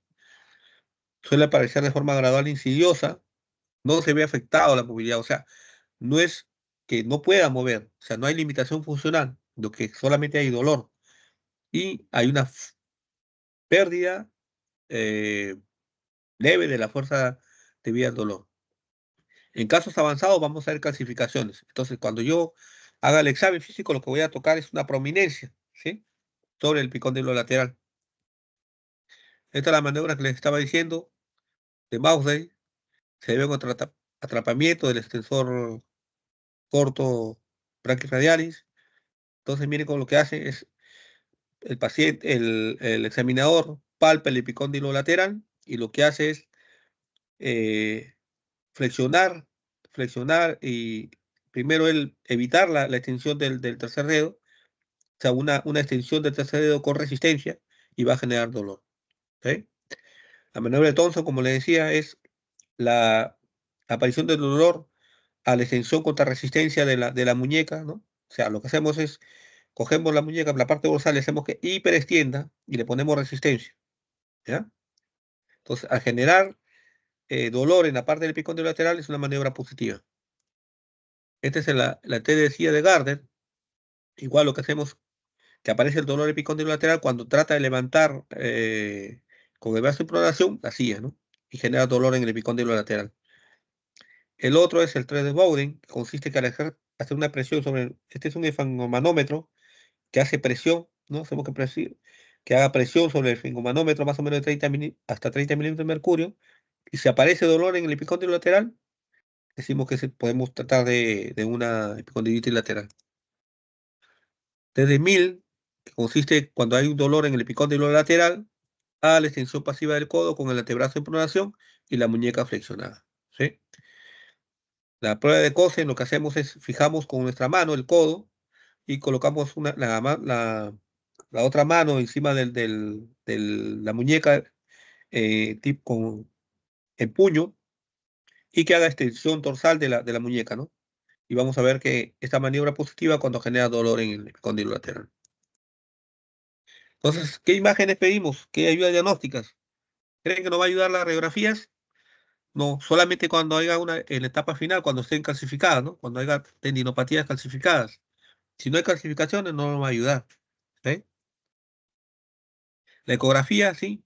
Lo que vamos a detectar es cambios estructurales, miren acá, ¿no? Que afectan los tendones. Normalmente los tendones tienen sus fibras que son rectas, pero acá ya hay ondulaciones de las fibras, ¿sí? Van a haber ondulaciones de las fibras, una pérdida de la fibra de colágeno se vuelven onduladas. De la cabeza de radio, este es el epicóndilo, este es el tendón del extensor, el ligamento colateral lateral, y acá vemos, ¿no? La pérdida de la microestructura de la fibra del tendón, ¿no?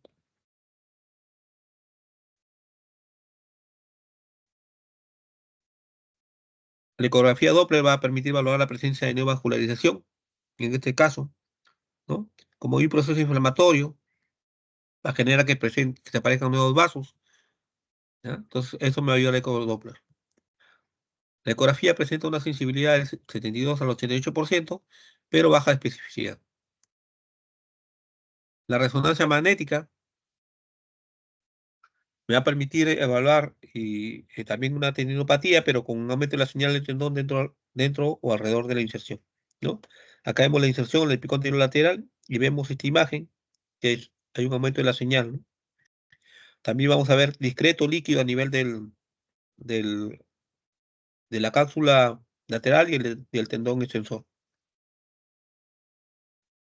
Entonces, ¿cuáles son las ventajas e inconvenientes de las pruebas diagnósticas de tendinopatía lateral del codo? Como dije, la radiografía es simple, una prueba barata, accesible, pero Una de sus ventajas es la radiación y que no permite valorar la patología de parte blanda, ¿no? Solamente no va a servir cuando haya calcificaciones. La ecografía, la ventaja es que relaciona los síntomas con la imagen que observo yo. Es una prueba sensible pero poco específica. Y la desventaja es que es operador dependiente, ¿no? Y es una prueba poco específica, como hemos dicho. La resonancia magnética ofrece menos variabilidad interobservador, aporta información sobre patología intraarticular, pero es una prueba cara, que a veces por el costo es bien difícil que lo podamos hacer rutina. Esta es una tabla donde nos muestra la sensibilidad y especificidad de las pruebas diagnósticas según una maniobra de exploración en tendinopatía lateral del codo, ¿no? El test de 1000, una sensibilidad del 53% y especificidad del 100%. El test de la silla que les dije, del 78 al 85% y especificidad del 80-90%, ¿no? Entonces, como vemos, el test de 1000 es sensible, es muy específico, pero poco sensible, ¿no? La ecografía es sensible y específico. Y la resonancia es muy sensible. La clasificación de la epicondilitis, según NIRS, la clasifica según los hallazgos histopatológicos, la característica del dolor y la intensidad del dolor. Cuando hablamos de los hallazgos patológicos, los divide en cuatro estadios. La inflamación aguda reversible, la tipo 2, una versión parcial angiofibroblastica, la 3 es una tendinopatía mayor del 50% del espesor en sección, ya con ruptura parcial o completa del tendón, y la 4 es una tendinopatía total de todo el tendón, ¿no? Entonces la 1, la 1 es una inflamación, la 2 es una tendinopatía menos del 50%, la 3 mayor del 50% y la 4 una total. La característica del dolor, cuando se presenta tras el ejercicio y se resuelve en 24 horas, es 1, tras el ejercicio y se resuelve mayor de 48 horas con calor, la 2, la 3 con el ejercicio pero sin alterar la técnica deportiva, la 4 cuando hay con el ejercicio alterando la técnica deportiva, la 5 con actividades pesadas diarias, la 6 con actividades ligeras diarias y la 7 es en reposo. Y la intensidad del dolor según una escala visual del dolor, ¿no? Entonces, los estadios 3 y 4 generalmente precisan de tratamiento quirúrgico, ¿ah? Porque son demandantes. Entonces, la otra clasificación es de Fabra, lo que dice que lo clasifica de acuerdo a cómo está las fibras del tendón, ¿sí? Tendón sano, cuando la fibra de colágeno tipo 1, que es el colágeno característico de los tendones, son paralelas, así como le dije, son paralelas, o tienen ligeras ondulaciones. El grado 1 pierde una organización compacta y aumenta su ondulación e incrementa el tejido colágeno tipo 3. En el grado 2 hay un aumento de la proliferación y el agrupamiento celular. En el grado 3 se inicia la apoptosis celular, aumento de la migración celular y de la producción de metaloproteinasas. Y la grado 4 existe un fallo estructural mecánico, ya una ruptura de todo el tendón, ¿no? Como vemos acá, el grado 1, normal, ligeras ondulaciones. En el grado 2 ya hay una migración y proliferación de las células. En el grado 3 ya hay una muerte programada. Y en el grado 4 ya hay una destructuración de todo el tendón. Miren cómo están las fibras onduladas, ¿sí? Ya hay formación de vasos, por eso que es una patología angiofibroblastica. La clasificación de Walton, esto según la resonancia magnética.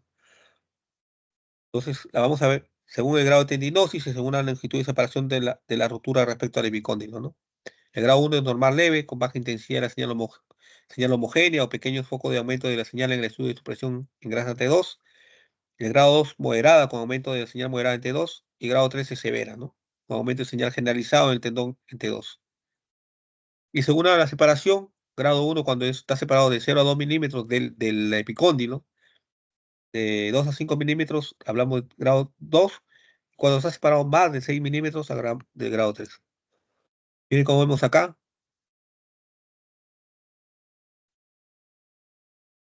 Y se dan cuenta cómo está separado acá. ¿Sí? Aquí esto no está separado el tendón. Acá hay una ligera separación y acá está separándose completamente, ¿no? Y la clasificación de las clasificaciones de epicondilo de Chilito donde dice que la tipo 1 es una calcificación presente en contacto óseo, acá tenemos calcificación y está junto al hueso, y la tipo A1 cuando es menor del 50% y A2 cuando es mayor del 50%. El tipo B, la clasificación de partes blandas sin contacto óseo, que la vamos a ver acá. ¿Ve? Ya tenemos acá una tipo B, no está en contacto óseo, a diferencia de la tipo A, que el hueso estaba ahí en contacto, ¿no? ¿Sí? Cuando tenemos una afectación de menos del 50% de una A1, cuando es mayor del 50%, A2.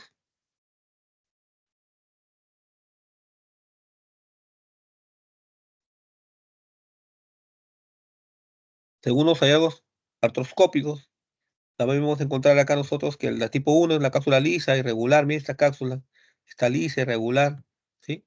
Y acá vemos una pérdida de la estructura, ya regado, hay unos desgarros lineales, y en la tipo 3, la lesión y una retracción de la cápsula con abulsión total del tendón, ¿sí? La cápsula está íntegra, miren acá en la tipo 1, los desgarros mínimos en la tipo 2, y la tipo 3 es una pérdida de la estructura, ¿ya? Hay lesión y retracción de la cápsula y del tendón. Entonces, diagnóstico diferencial con síndrome plica posterolateral, síndrome del túnel radial y artrosis. Osteocondritis disecante, instabilidad posterolateral y cervicobraquial, ¿sí? Entonces, todo dolor del brazo, siempre a nivel del epicóndilo, también hay que hacer diagnósticos diferenciales. Entonces, ¿qué debo manejar yo? El control del dolor, básicamente, ¿con qué? Con analgésicos, ¿no? Mejorar la fuerza y resistencia de la musculatura. Hay que intentar regresar que el paciente vuelva a su actividad diaria, preservar la movilidad y la función del miembro afectado y evitar un futuro deterioro tanto clínico como histológico, ¿no? Entonces, no existe un protocolo realmente estandarizado para que el tratamiento de la epicondilitis lateral y el manejo terapéutico se extiende del reposo hasta la cirugía. Y esto va a depender de qué, de la experiencia y el conocimiento sobre las diferentes terapias que existan. Entonces tenemos terapia manual, manejo terapia manual, punción seca sobre puntos gatillos miofaciales, con agujas eh, de pequeño diámetro, ondas de choque también, corrientes galvánicas, intratisulares, infiltraciones con glucocorticoides, terapia biológica con el plasma rico en plaquetas y el tratamiento quirúrgico cuando hablemos ya, sobre todo cuando hablamos ya de calcificaciones, ¿no? Entonces, básicamente es eso lo que les iba a hacer hoy día. Entonces, en resumen, recuerden que el tendón afectado es el brachioradialis radialis corto, o sea, el segundo extensor, ¿sí? Pero son los extensores los que están afectados, que el diagnóstico es básicamente clínico, ¿sí? Que la ayuda diagnóstica no la puede dar la ecografía o la resonancia, pero por los costos, la resonancia no se puede hacer muchas veces, entonces todavía la ecografía, ¿no? Que es una angiofibromatosis más que un proceso angiofibroblástico, más que un proceso de tendinitis, un proceso inflamatorio, ¿sí? Entonces que hay maniobras que nos permiten hacer el diagnóstico diferencial, ¿sí? Entonces recuerden que el tratamiento es básicamente clínico. Entonces yo manejo el dolor primero, ¿sí? Y la cirugía, en casos ya cuando haya calcificaciones o casos cuando haya limitación funcional muy severa, que muy rara vez se presenta si es que hacemos un diagnóstico claro y preciso. ¿Alguna pregunta?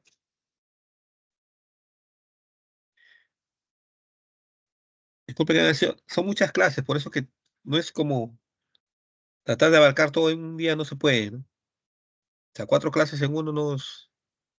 He tratado de darle, por eso les mando la clase a su delegada para que vean. Si alguna duda me escriben o necesitan alguna literatura, les paso.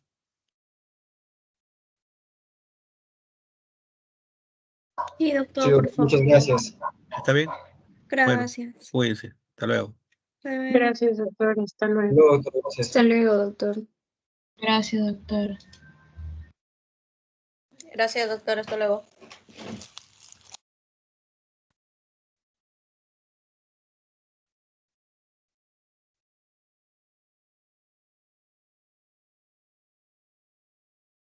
Gracias, doctor.